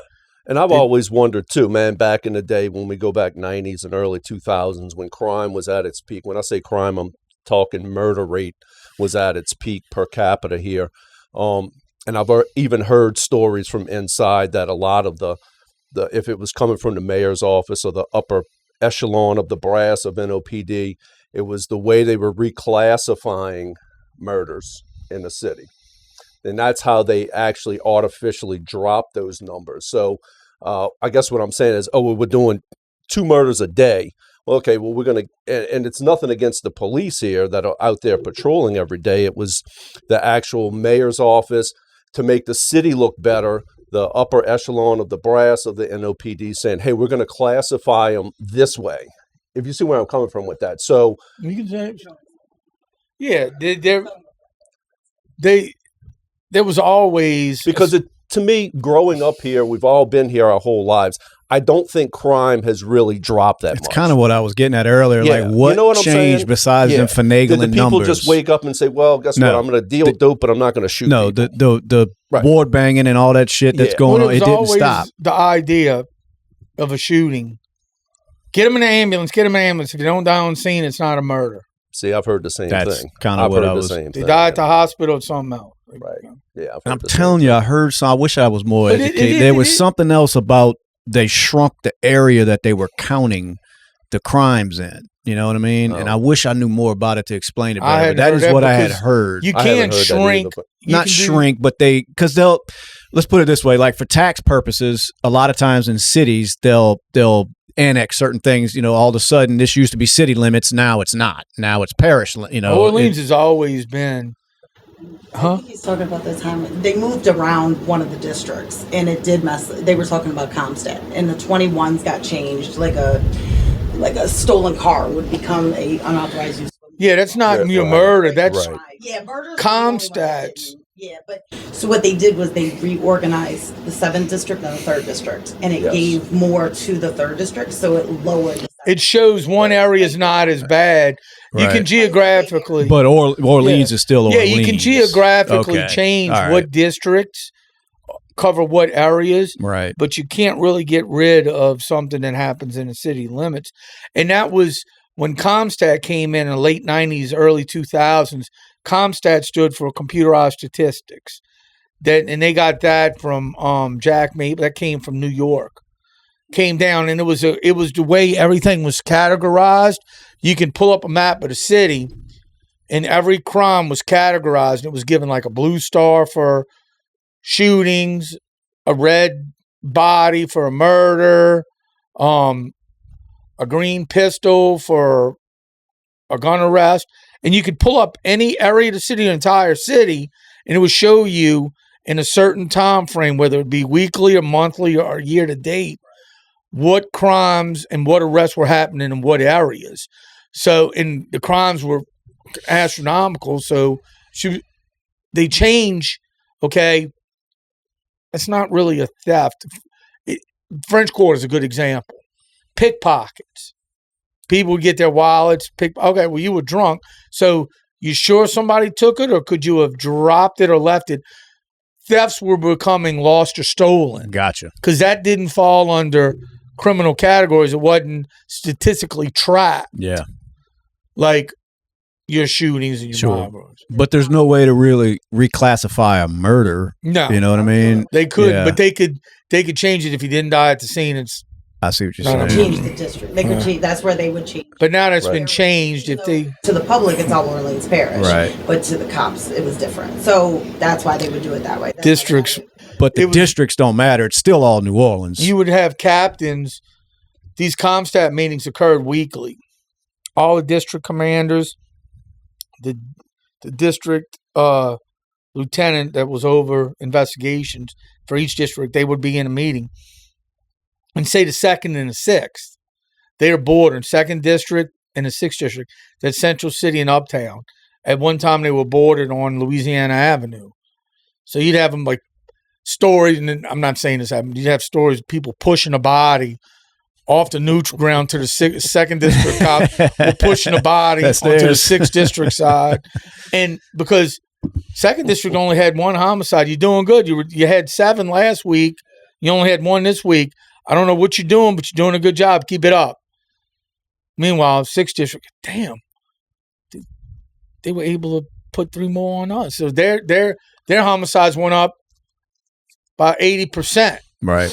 I'm like, oh, it's just, but it's still classified New Orleans, and that's kind of what had me wondering, like, what changed as far as to make that murder rate drop drastically, because it used to be way the fuck. I mean, it was just, we were known for that. And it's not like shit don't happen in New Orleans now, but something changed. So I'm just curious, like, why can't that continue to go to where now it's just a everyday functioning, normal fucking city, like everything else in the goddamn state, where there's not fucking a murder every day, because they have found a way to curb it somehow, or they're fucking with the stats, You can't really mess with murders. No, that's why I was curious, because it doesn't seem like it was they did anything special to stop it. It's crime trends, and it's trends. Trends, they spike and they drop. They spike and they drop, just like the economy, just like everything. Well, is it better policing, or is that going too far to call it better it's policing? It's a combination of everything. I believe, can't say NOPDs, they haven't grown. They're getting a lot of outside assistance. The feds, the state police, that's helping. What about Katrina? Did it tearing up certain sections of the city? What are you talking about? Certain sections of the city. Do you think that drove some of the criminal element out? You think it, that temporarily? Because didn't it destroy some of the projects where they just never rebuilt some of them? No, they tore most of them down. Yeah. Matter of fact, they're all torn. Because I do know it spiked in Houston after Katrina. They sent everybody to Houston, and the murder rate went. It's like wherever crime kind of went. That's terrible. New Orleans is a different breed, man. It is. The Houston PD came down and was like, we don't know how y'all deal with that. What was it, Mississippi said they couldn't come back in for Rita. Yeah. They shut the borders down. That's terrible. Whenever there's a big storm, you can't come. God. They'll shut their exits off. You can't get off. Got to stay. Go through. Yeah. It's true. bad. I forgot about that, but you're right. Yeah, there were certain places saying you can't send them motherfuckers here next time. Right. That's terrible. That's bad. Yeah. It's come back. I mean, certain areas, and I mean, all right, back to New Orleans East, the 7th District. I grew up out there in the 70s and 80s. And when I was growing up, you could walk when I was a teenager, I'd walk 5 or 6 miles to my girlfriend's house on a Friday night, sneak out my house at 11:30. Not a big deal. Now, once it's dark, you gotta lock the doors. Yeah. No, it changed because we left. I watched mid-'80s. Since the storm, since Katrina, there's still certain areas that have not come back. Isn't that something? Yeah. I know.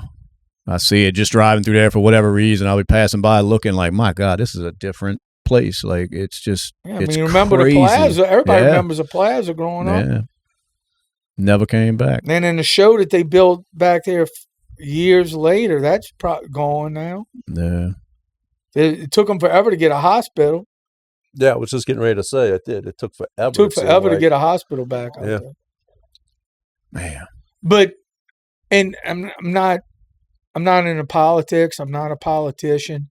But I do know that the federal government was working to help rebuild after Katrina, and they came up with the idea, let's shrink the city down a little bit, and we can concentrate federal money towards rebuilding. And then as time goes, it starts spreading back out. And I believe it was Ray Nagin was the mayor. And he was like, no, we're building everything. And so the feds were at odds with the local politicians. We lost federal money. And then the money we did get was so far spread out that it wasn't able to make a good impact, because you're trying to they tried to rebuild New Orleans East instantly. Yeah. It was years. There were certain sections of New Orleans East didn't have electricity for 2-3 years after Katrina. And I mean, it probably, I hate to say it because it's where I grew up, it would have probably been better to just wipe all of it out and start fresh later. I mean, that's my opinion. I know what you're saying. Yeah. But when you don't take a little bit at a time and work on it, you try to do everything at once, sometimes it's just too much. Yeah. And I believe that's what happened. And a lot of stuff got lost in the mix, and you got deserted areas all over the city. You can go, I guess, anywhere in the city. You could pick any area in the city of New Orleans, and if you ride around long enough, you'll find something that's still abandoned since Katrina. And that's 20 years. Yeah. You can still faintly see the paint where they put the X in X's. Yeah. God damn, it's been 20 years. 20 years. 20 years. Motherfucker. This year will be 20 years, yeah. We're at 19 years and 9 months? It's incredible. And it's a shame because New Orleans, when my father and mother moved out to New Orleans East, it was like a Mandeville Slidell. Yeah. And then a lot of the apartment complexes were changed over. Public transit was moved out, and then your people that built it and were established there started moving out, and it kept growing, but it didn't have the money or the resources to keep up with the physical growth. And that's why 7th District, New Orleans East, has been out of control for a long time. It's geographically, it's too big for one police district to handle. And I remember there was calls. If you go towards Slidell, east towards Slidell down Highway 90, once you cross the Wrigley's Bridge, once you cross Chef Pass Bridge, past Venetian Isles, right, everything's categorized by fire zones. Like you'll have a municipal address, but I think it's fire zones, huh? Fire zone 1 through like 8. If you're, say, at the Industrial Canal and you receive a call of somebody's breaking into a camp, it's an old couple living there, they call 911, they're freaking out, somebody's breaking in a camp. If you send an officer from one side of New Orleans East to the other, it can take 40 minutes, lights and siren exceeding the speed limit, to get there with no traffic. I'm talking at 3 o'clock in the morning. What turns them cities? Like, I guess just too many people. I mean, I like to blame it on politics, but it's like, could anybody run the city of New Orleans? You know what I mean? Just as big and as many people. There's too much infighting, I believe. I mean, that's what I believe. It just seems like it's always. Well, it just seems like it's always these big cities, and they pretty much happen to be Democratic run. I'm just curious, like, could a Republican get in there and like fix a city like New Orleans, or is it just too many fucking people in one area? Party, I believe it's a certain philosophy. You would have to run this city like a business.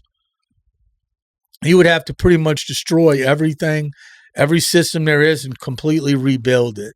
And you'd have to run it more like a business. Well, that's the city. And that dehumanizes. Economic, but just the culture of the people. And I don't want to put everybody under one umbrella, but as far as the killing and the crime that goes on, these kids are raised in that shit. So then that's all they know. So how do you change that? You know, I don't give a fuck what kind of jobs and business. That takes generations. That's what I'm saying. So I don't think anybody just for political could just get in there and say, I'm a Republican, I'm going to fix this. Well, let's put it this way. They blame the police, and remember all this defund the police and all of that. Yeah, that's which is the dumbest shit ever. That's crime-ridden area. The consent decree was at its hardest. Stop policing. Start trying to help people. Social workers. There's social workers with guns. That's when crime got unmanageable. Of course. And it in recent years, it's been unmanageable in the city. And I believe now there's a trend back towards policing. And you have to be, there has to be a certain point where, okay, this hug 'em is not working. No. Right. No, there's a lot of people in this world that don't respond to that. You know what I mean? There's plenty of people. They take advantage I came across that only knew how to deal with life one way, and that's through violence. Yeah. And again, it goes back to how they were brought up. Absentee parents, absentee education, poor education. Yes. You're taught when you're taught how to steal a car before you're taught your math times tables. Right. That's kind of what I was saying, man. You don't just change that by a different politician coming in, and making a you don't. Right. It's a generational thing. You would have to change. You literally have to change everything, and that's impossible. Yeah. I'm not saying the city's a lost cause. No, but it's we've talked about it a few times, man, and it just I don't know how you do that. Like I don't know how they're still making any money, because people come. New Orleans is known for its tourism, for the festivals, for Mardi Gras. Right. But when you have stuff like this happen, like what happened New Year's Eve, and these shootings that occurred during Mardi Gras. I mean, right. You know how many people I dealt with when I was a cop that said, I'm not coming back here again? But for every one of those, there's 4 more that want to come. They don't know about they don't put that on the brochures, I know a lot of the conferences and conventions hurt for a long time because of the crime. Yeah. But then there's that plastic surgery. Let's put makeup on it, make it look better. Well, see, we were talking about that with that strawberry festival that just went down in Franklinton. They had a shooting at it. What exactly? I didn't hear. I heard there was a shooting. Yeah, apparently, I don't know. I don't know exactly why, but it wasn't like it was in Ponchatoula. Huh? Yeah, and what it made me think of is eventually that type of shit does, just like you were talking about with the conventions and all that don't want to come to New Orleans because of the crime. Well, here you have a festival that's been going on for decades that, if it's around for another 10 years, I'll be surprised, because every year it's getting worse and worse with the element that's going in there. And now when you have people firing off fucking rounds, who wants to bring their kids to that? I think it was 2 people that was shot. Huh? Yeah, either way. Yeah. But who wants to bring a family to an event like that? So then all you're left with is fucking knuckleheads that aren't buying shit at these festivals. They're just there to hang out. So then the whole thing is ruined, because people can't fucking behave. This is a larger scale of what me and my friends went through when we were growing up in New Orleans East. A lot of them I still talk to. When we were growing up in New Orleans East, one of the things we look forward to on a social occasion were church fairs. They were huge in New Orleans. Goretti, Resurrection, everybody went. They don't matter. New Orleans East, although it's geographically large, everybody knew everybody. If you didn't, you knew somebody that knew that person. And as times changed and the housing issues came and the busing issues, they started to be trouble. Started with fights. First thing you know, there was a shooting. First time there was a shooting, the fair was shut down. One fair's gone, another fair's gone. Venetian Isles Fishing Rodeo. Yeah. Used to be a regular thing for New Orleans East. Then that kid got shot. That Holy Cross student got shot years ago. They shut that down. I mean, what you're talking about with that festival has been going on here for years in different levels. Yeah. And now it's just, why wait? It hasn't happened yet. And God forbid it does. But you don't think something can happen at Jazz Fest? Oh, of course. I'm surprised it hasn't. Jazz Fest, that's going to be really bad. Because that's hundreds of thousands of people. Well, and you made a good point on Facebook about charging to get into a festival like the $20 or $30 ticket. Right, it keeps a lot of the riffraff. Jazz Fest, that's why there's not a lot of riffraff in it. But see, you can go after Jazz Fest,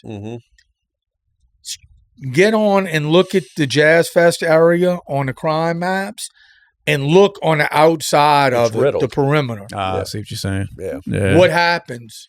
There's a lot of robberies. How many people are going to have their car stolen or broken into? It's unbelievable. Yeah. You remember there was a time at Audubon, it was like a year or two ago, Audubon Zoo. They were breaking. There was 3 occasions in like a 2-week span where 20 to 30 cars were broken into, and just everything was ransacked. It was a group of teenagers. Yeah. But luckily, because Jazz Fest charges so much, it's probably going to have to be somebody that want to make a statement. Right. But like you say, if you do that with these fairs, maybe that'll help. Well, and you made a point, though. It keeps them out of the actual festival, but it doesn't stop the nonsense going on around it. People go to Saints games, they come back and they parking under the interstate, they parking here, they parking there. There's robberies. You don't hear about the robberies. $30 to park, so they parking on the side streets and stuff. You come back and your cars ransacked. Yeah. Look at it. All right, the Super Bowl, same thing. Yeah. The only thing that I know of that really made the news was that one reporter that was rolled and murdered by that prostitute. Yeah, I saw that. But do you know how much that probably happens? Yeah, he was a reporter, I think. Yeah. And he was staying in Kenner. Yeah. I think he was. But it happened in New Orleans. No, it happened, and he brought him. But they met down in the quarter. Exactly. Yeah, I think so. And they went back to the hotel, and he was. But I can tell you that I was a young cop, and for special events in New Orleans, you'd get a call. You got a call of a theft, a pickpocket, and you go to this room, and it's a guy here for a convention, a cardiologist. What happened, sir? Well, I met this young lady on Bourbon Street. Brought her back to my room. I wake up this morning. My $60,000 Rolex is gone. My American Express Black, $5,000 in cash, all gone. Okay, then, well, Okay, well, we're going to need your serial number. Can you call you? Oh, no, don't worry about it. Yeah, I was going to say, you know how much that goes unreported because they're married? Yeah, I've heard a lot of them stories, man. Yeah. I need to call. You need to call. How are you going to explain to your wife that your $60,000 watch that she got you is gone? What was going on with the them barricades or whatever that they didn't have up or whatever that day that they drove? That was that bullshit or was there? I don't know. I'm not on, but I heard that they had some. I don't know if the superintendent was told about. I don't know where the ball was dropped. But there were I know they tried to blame that the should have been there. They didn't have that kind. They don't have the kind of everything that they got would semi stop it. The only thing that stopped that guy was they were doing construction. I think it was a United Rentals man lift that he ran into. Because if you look from where he was hit around Toulouse Street, he had planted those other bombs on Orleans, and then going down St. Claude, there was another one found around St. Roch area. And if you map out his route, his plan was to and this is again, this is just from knowing the area, looking at everything and planning it out. His plan appeared to be to continue going down Bourbon Street, killing and maiming as many people as he could. And one of those boxes, one of those ice chests were on Orleans Avenue where he would have kept going, where he'd been pushing people towards it. And I believe his firing mechanism had to be line of sight. So he would have hit it as he passed with all these people going and then exit the French Quarter, go down St. Claude, and fire another one before he got to his place and left. Yeah. But the only thing that did stop him was that man that I know stopped him from further was a man lift. Yeah, I was wondering. I just hear I hear nationwide people debating on that barricade shit, you know, whether or not they were supposed to be up or if they even existed. I didn't know what. Pedestrian mall, that's fine and dandy, but okay, all your bars and restaurants, how are they going to get deliveries? Right. Yeah. But if there's option on a Bourbon Street Blues Club, I need 15 kegs for tonight. So he just poured delivery drivers. He's got to hump it, man. He's got to hump with a dollar for 3 blocks. Right. They do it in some places. 2 kegs at a time. Oh my God, I'm beer all day. Right. Yeah. No, I get it. Well, they said I think they tried the ones that would actually through hydraulics go down into the slab, but they were saying that they had a problem with it. It ran good through preliminary test, but it was Mardi Gras beads were getting trapped in there. Fucking and it was, Mardi Gras beads. You've never seen bourbon. It's horrible. Yeah, I rode a horse and you can see it turn at times.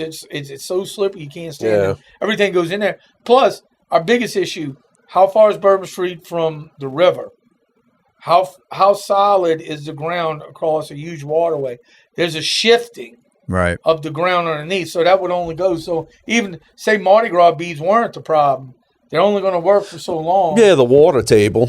I mean, I think that's the highest part of the city is the French Quarter, but even that is even still not so high. It's still a ground shift. There's slab. There's all kinds of problems. Yeah. Look at the sidewalks. Yeah, how it lifts and sags. Man, it makes sense over time. Yeah. Crazy. And I guess there's ways to get.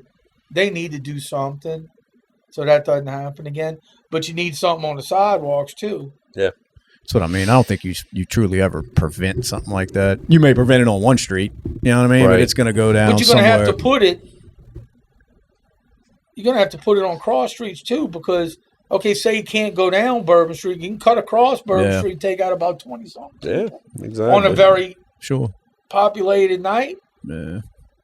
You just that one intersection of a vehicle where it had enough ass behind, enough power to go through, it could take out 70 people just at the intersection. Yep, no doubt. So you got to cut off any way to get around. All right, so the cop, NOPD, and whatever agencies, they got the side by sides. That's the only other way you can get, because there's times when you need, and there's not enough horses to handle all of that. Yeah. And then you come into a problem where you got to mount it off, so he's got to dismount. I get it. To go hands on. Yeah. I'm surprised that's the first time that's Yeah, I'm really surprised. All these years, I'm surprised. absolutely. Yeah, it hadn't happened soon. Yeah. That's why it didn't shock me when the news broke. I was like, I'm surprised that didn't happen fucking 20 years ago. Honestly, because there's a lot of motherfuckers out there. You wait for like a Mardi Gras night, or any kind of big festival that's going on in New Orleans, and Bourbon's packed. And I'm surprised it took that long for somebody to get that idea. And let's put it this way: by the time Mardi Gras night comes, your law enforcement contingency that is down there is beyond exhausted, because you're talking working. But there's still heavy 15 presence, 18 hours. Oh, there's still but y'all presence. are still out in that motherfucker, so that'll deter someone. Mardi Gras at night, your SWAT team, they do formation and disband. So on Mardi Gras day, your SWAT team starts work at like 5 in the morning. By 7, 8, 9 o'clock at night, they're done. Yeah. And then you have people that come in at 7 o'clock, from 5, 6, 7 o'clock in the evening. They stagger the shifts. And I didn't go down there, but you ask him, I was down there, it's like I never saw so many cops. But you had probably 7 agencies down there. I know Jefferson Parish State Police. St. Tammany had people. St. Tammany was down there. Levyville was down there. Fire marshals was sent agents down there. Everything. Orleans Sheriff's Office. Yeah.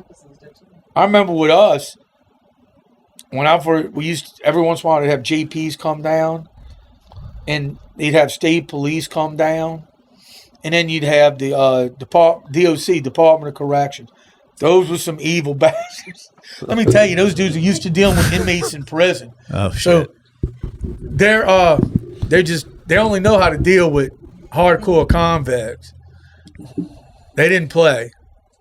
So they're out there treating just a regular drunk person like a fucking. Well, yeah, I guess. I mean, but at that point, at 10 o'clock even on Baca Sunday, you don't have your most upstanding citizens, if they're on Bourbon Street, aren't acting like upstanding citizens anymore. Yeah. Right. And then you got these uptight, country-fed Department of Corrections, and it's just a clash. I hear you. But they knew how to handle business. Didn't say they abused anybody, but they handled their business. Yeah. They did what needed to be done. Yeah. But now you got hundreds. I mean, you got probably from when I worked on Bourbon Street, it's probably quadruple that they used to have. So it's not that there's shortages for these large events. It's just, it's a very good target. It is. It really is. I mean, because I think anytime you put people together in a mass like that. And it happens. And I mean, what else do you have that's like that? I mean, Beale Street, Memphis isn't, I mean, it's not closed. It's pretty much Times Square. Yeah, Times Square. Times Square. I mean, how often is NYPD on high alert at Times Square? Yeah. Right. New Year's Eve is like, oh my God. It's like that. New Orleans is like that for not only New Year's Eve, but it's a lot. Every night during Mardi Gras on the weekends, French Quarter Fest, Jazz Fest, Essence Festival, Fest, Jesus, Bayou Classic, Sugar Bowl, right? Any other big event they come down. Yeah, that's what I'm saying. I'm surprised. Absolutely. I mean, because if you start adding all that up over the years, that's a lot of functions and a lot of people. And then now, if they do this, you're talking having all these agencies come down a couple times a year. It's going to be taxing. It is. It is. I'm not talking about the money. I'm talking about taxing. Yeah. Damn. Well, you ought to go volunteer your services. Get on a horse. That's okay. I have to take care of.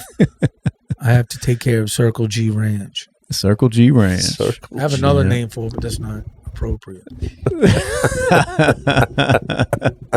Are you coming out the closet on this episode, or are we doing that? Here we go.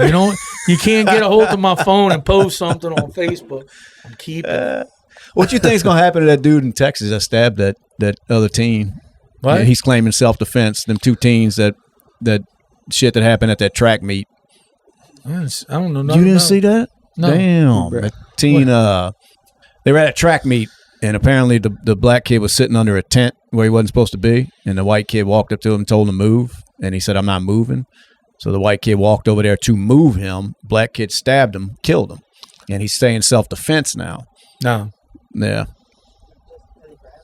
Yeah, that's what we were talking about that on the last episode. Like, it's where does it stop? Force. Like, so someone touching you can't take that as an act of, you know, I didn't know what he was going to do to me when he touched me, so I killed him. I mean, you can't just, it's not that simple, you know? No, I mean, as far as law enforcement goes, it's an escalation and de-escalation of force, using the force just necessary to gain control, where in the civilian, in the regular citizen world, somebody grabs you, you're not justified to pull your pistol out and shoot him in the face. That's what I was, and that's been the discussion. That's the same thing, except he didn't shoot him, he stabbed him. Did you hear about this case? I didn't. Good Lord, were y'all living in a cave? Like, it's been all Circle G everywhere. Ranch, dude. They don't have Circle TV G Ranch out there. We don't have electricity. Y'all, they we off the run grid. off generators at night. Point is, it's a big case, and it's a big the case, black man. kid is claiming self-defense because he was sitting in the wrong spot. Did this happen in 2025? Oh, it just happened like a couple weeks ago. like 2 weeks ago. Yeah. Yeah. And he had a knife in his book bag for some reason at this high school track meet. And when In a stadium. Yeah. Right. When Was the he a kid Boy put Scout? his hands on him to move him physically, he fucking jugged him in the heart and killed him. And now he's saying, well, he assaulted me, so I killed him, you know. The only time I've seen that word, like if somebody 6'8" came and grabbed me, I could probably justify that a little bit more, but not in that kind. Yeah. That's not, no. So you can, but it's Because they charged his ass. They charged It's him. got, again, we talked about certain criteria. That doesn't fit the criteria. I mean, I don't know if there's a huge shot. It'd have to be a pretty massive one. Like, would I be able to stab Rob? Just right now? Try If it. he, I'll say he just threatened was you. like, you know. No, you're saying like someone Rob's size. Yeah. If he came and put his hands on Justin, Yeah, if would we're on he the be street and you're justified? pissed off and you're just like, I'm gonna fuck this kid up. Seriously, like somebody your size against him or I. I don't know. What do you? Because like, if you really wanted to, and we were on the street and it was just us, like, what am I gonna do? I can't fucking fist fight you. You know what I mean? No, I mean, no. I would have to shoot you, or I'm not going home if you really wanted to hurt me. And we were the only two people on the street. You know who could use that defense? You and a female. Do you want to be in the same level as a female? I mean, if it keeps me out of prison, sure. Yeah, what are you trying to say?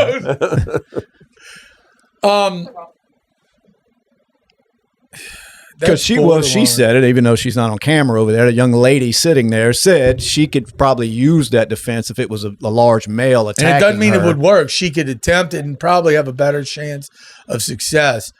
But let's just talk about it in normal sense that people hear about. You and this other person get into a verbal argument. Right. You don't like what he said, so you hit him. Sure. You've upped your force. It was just verbal. You had, like, he put his hand on him, so the other guy went another level and stabbed him. Yeah. It's the same thing. Well, could you say, look, the guy was yelling at me, and I got nervous, so I punched him in the face? Can't do that. I see what you're saying.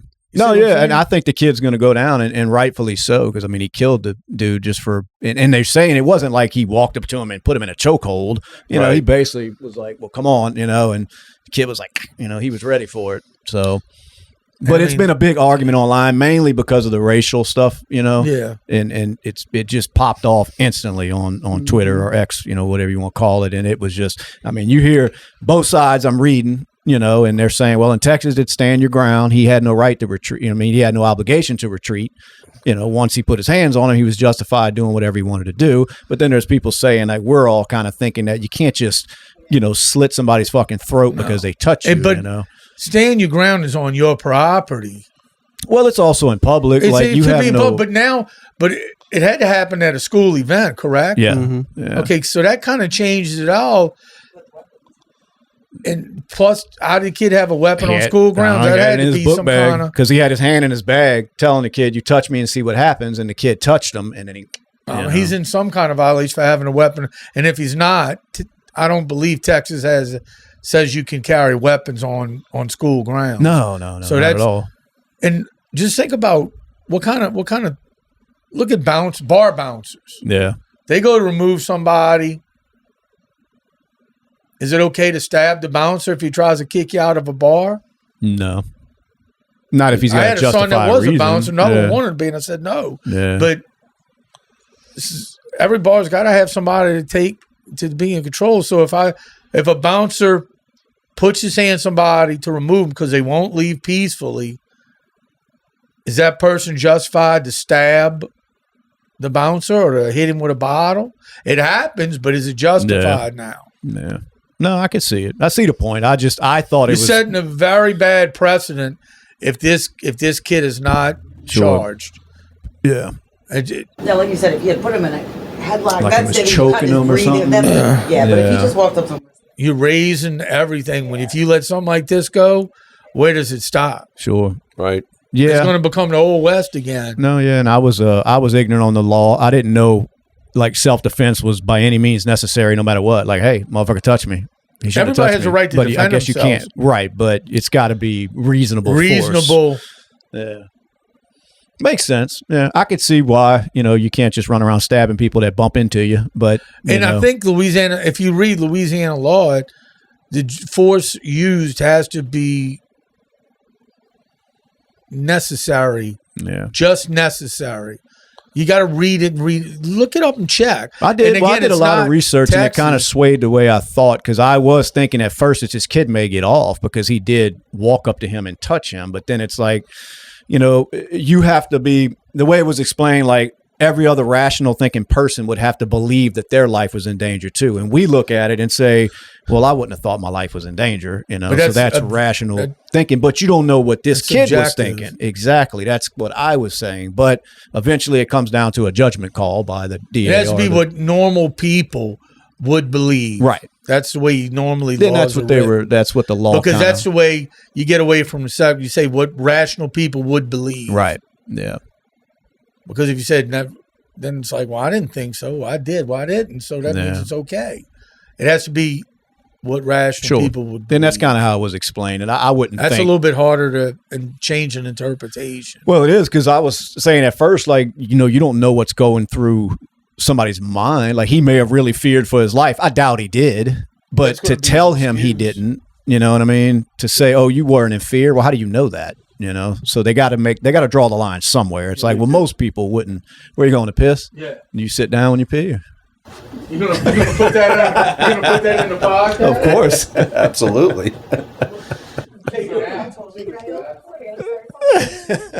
You should have grabbed a mic. Nah, we're about to wrap it up anyway. It's been 2 hours. A couple hours. Yeah. Yeah, I'm gonna wait for him to get back after he wipes his vagina, and we'll wrap it up. What's up, dude? Tariffs is up. Nah, they chilling out with that, man. They are. Except for China. They seem like they still standing their ground. Yeah, they are. And I thought I read something today, man, where Trump was easing the tariffs on smartphones. Yeah. Okay. Certain electronics. Certain electronics coming in from China. Yeah. Is he really? Yeah. They said the smartphones first. Because they said those would go up to the Apple phone, $3,500. But can't they only go up what people would pay? I would think so. You know what I mean? But, it's like Apple can try to charge $3,500, but I'm not buying one. You know, so then, I don't want to pay now what they're charging. Well, right. For So it's like most people just say, "Well, I'll live with my little bit out of date phone before I spend $3,500." And Apple's forced to come back down. You would think, but I think Trump's playing it smart because he's trying to. He's trying to get what he wants out of this, but he's also not trying to piss off most of the public, in America. Exactly. And when you start fucking with people's bank accounts and all of a sudden everything's like double and we've triple. always said, man. Yeah, you start pissing people off, and he knows. He knows what he's doing. I got faith in it, A lot of people were panicking. I mean, you saw that with the stock market, the way it fucking plummeted. But is it back? Like it's because I know it's come back a little bit. Yeah. I mean, they had that great day. What was it, 2,900 points, and then I think it dropped another 9 the next day. I haven't looked at the futures for like tomorrow to see what it's all about, but it seems like the panic's over. Yeah, I know it was this morning. It was like 3 in the morning or something like that. Everybody was talking about it. Yeah, there's no telling what's going to happen, man. Well, like I said, until he can start dropping interest rates, man, that would help a lot in this economy, man. Well, what needs to be done for that? Is it just to drop interest rates? I mean, he needs to cut the spending, which he's trying to do. I mean, usually they raise interest rates to curb inflation. I got you. And it's dropping slowly but surely. But I think it would stimulate the economy and I mean, I see it. People are buying houses, man. They're paying $6. I talked to a friend of my son's yesterday. I'm like, dude, he just bought a house, like $300,000. I'm like, dude, what's your interest rate? 7%. I'm like, God damn. So what? Dude. I wonder, was he in a position where he had to buy? Like, he just wanted a house. Because I would think it'd be more of people right now that have to buy. And I say 7%. I mean, after Katrina, I was at 6.25, so it was kind of like the norm, you know. But I just, over the last 10 years now, you sit back, you look at it, and it's like, God, you know, my house now, I'm at 3%. I was going to say people were getting in them 2s and 3s. In on them 2.5s and 3s and 4s. And let's wrap this up professionally, please. Thank you for joining us, Rob. It's been a pleasure. Can't wait to do it again. So long, dude.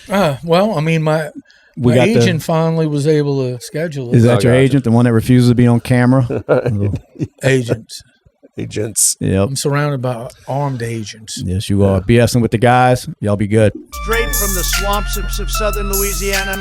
Straight from the swamps of southern Louisiana. Straight from the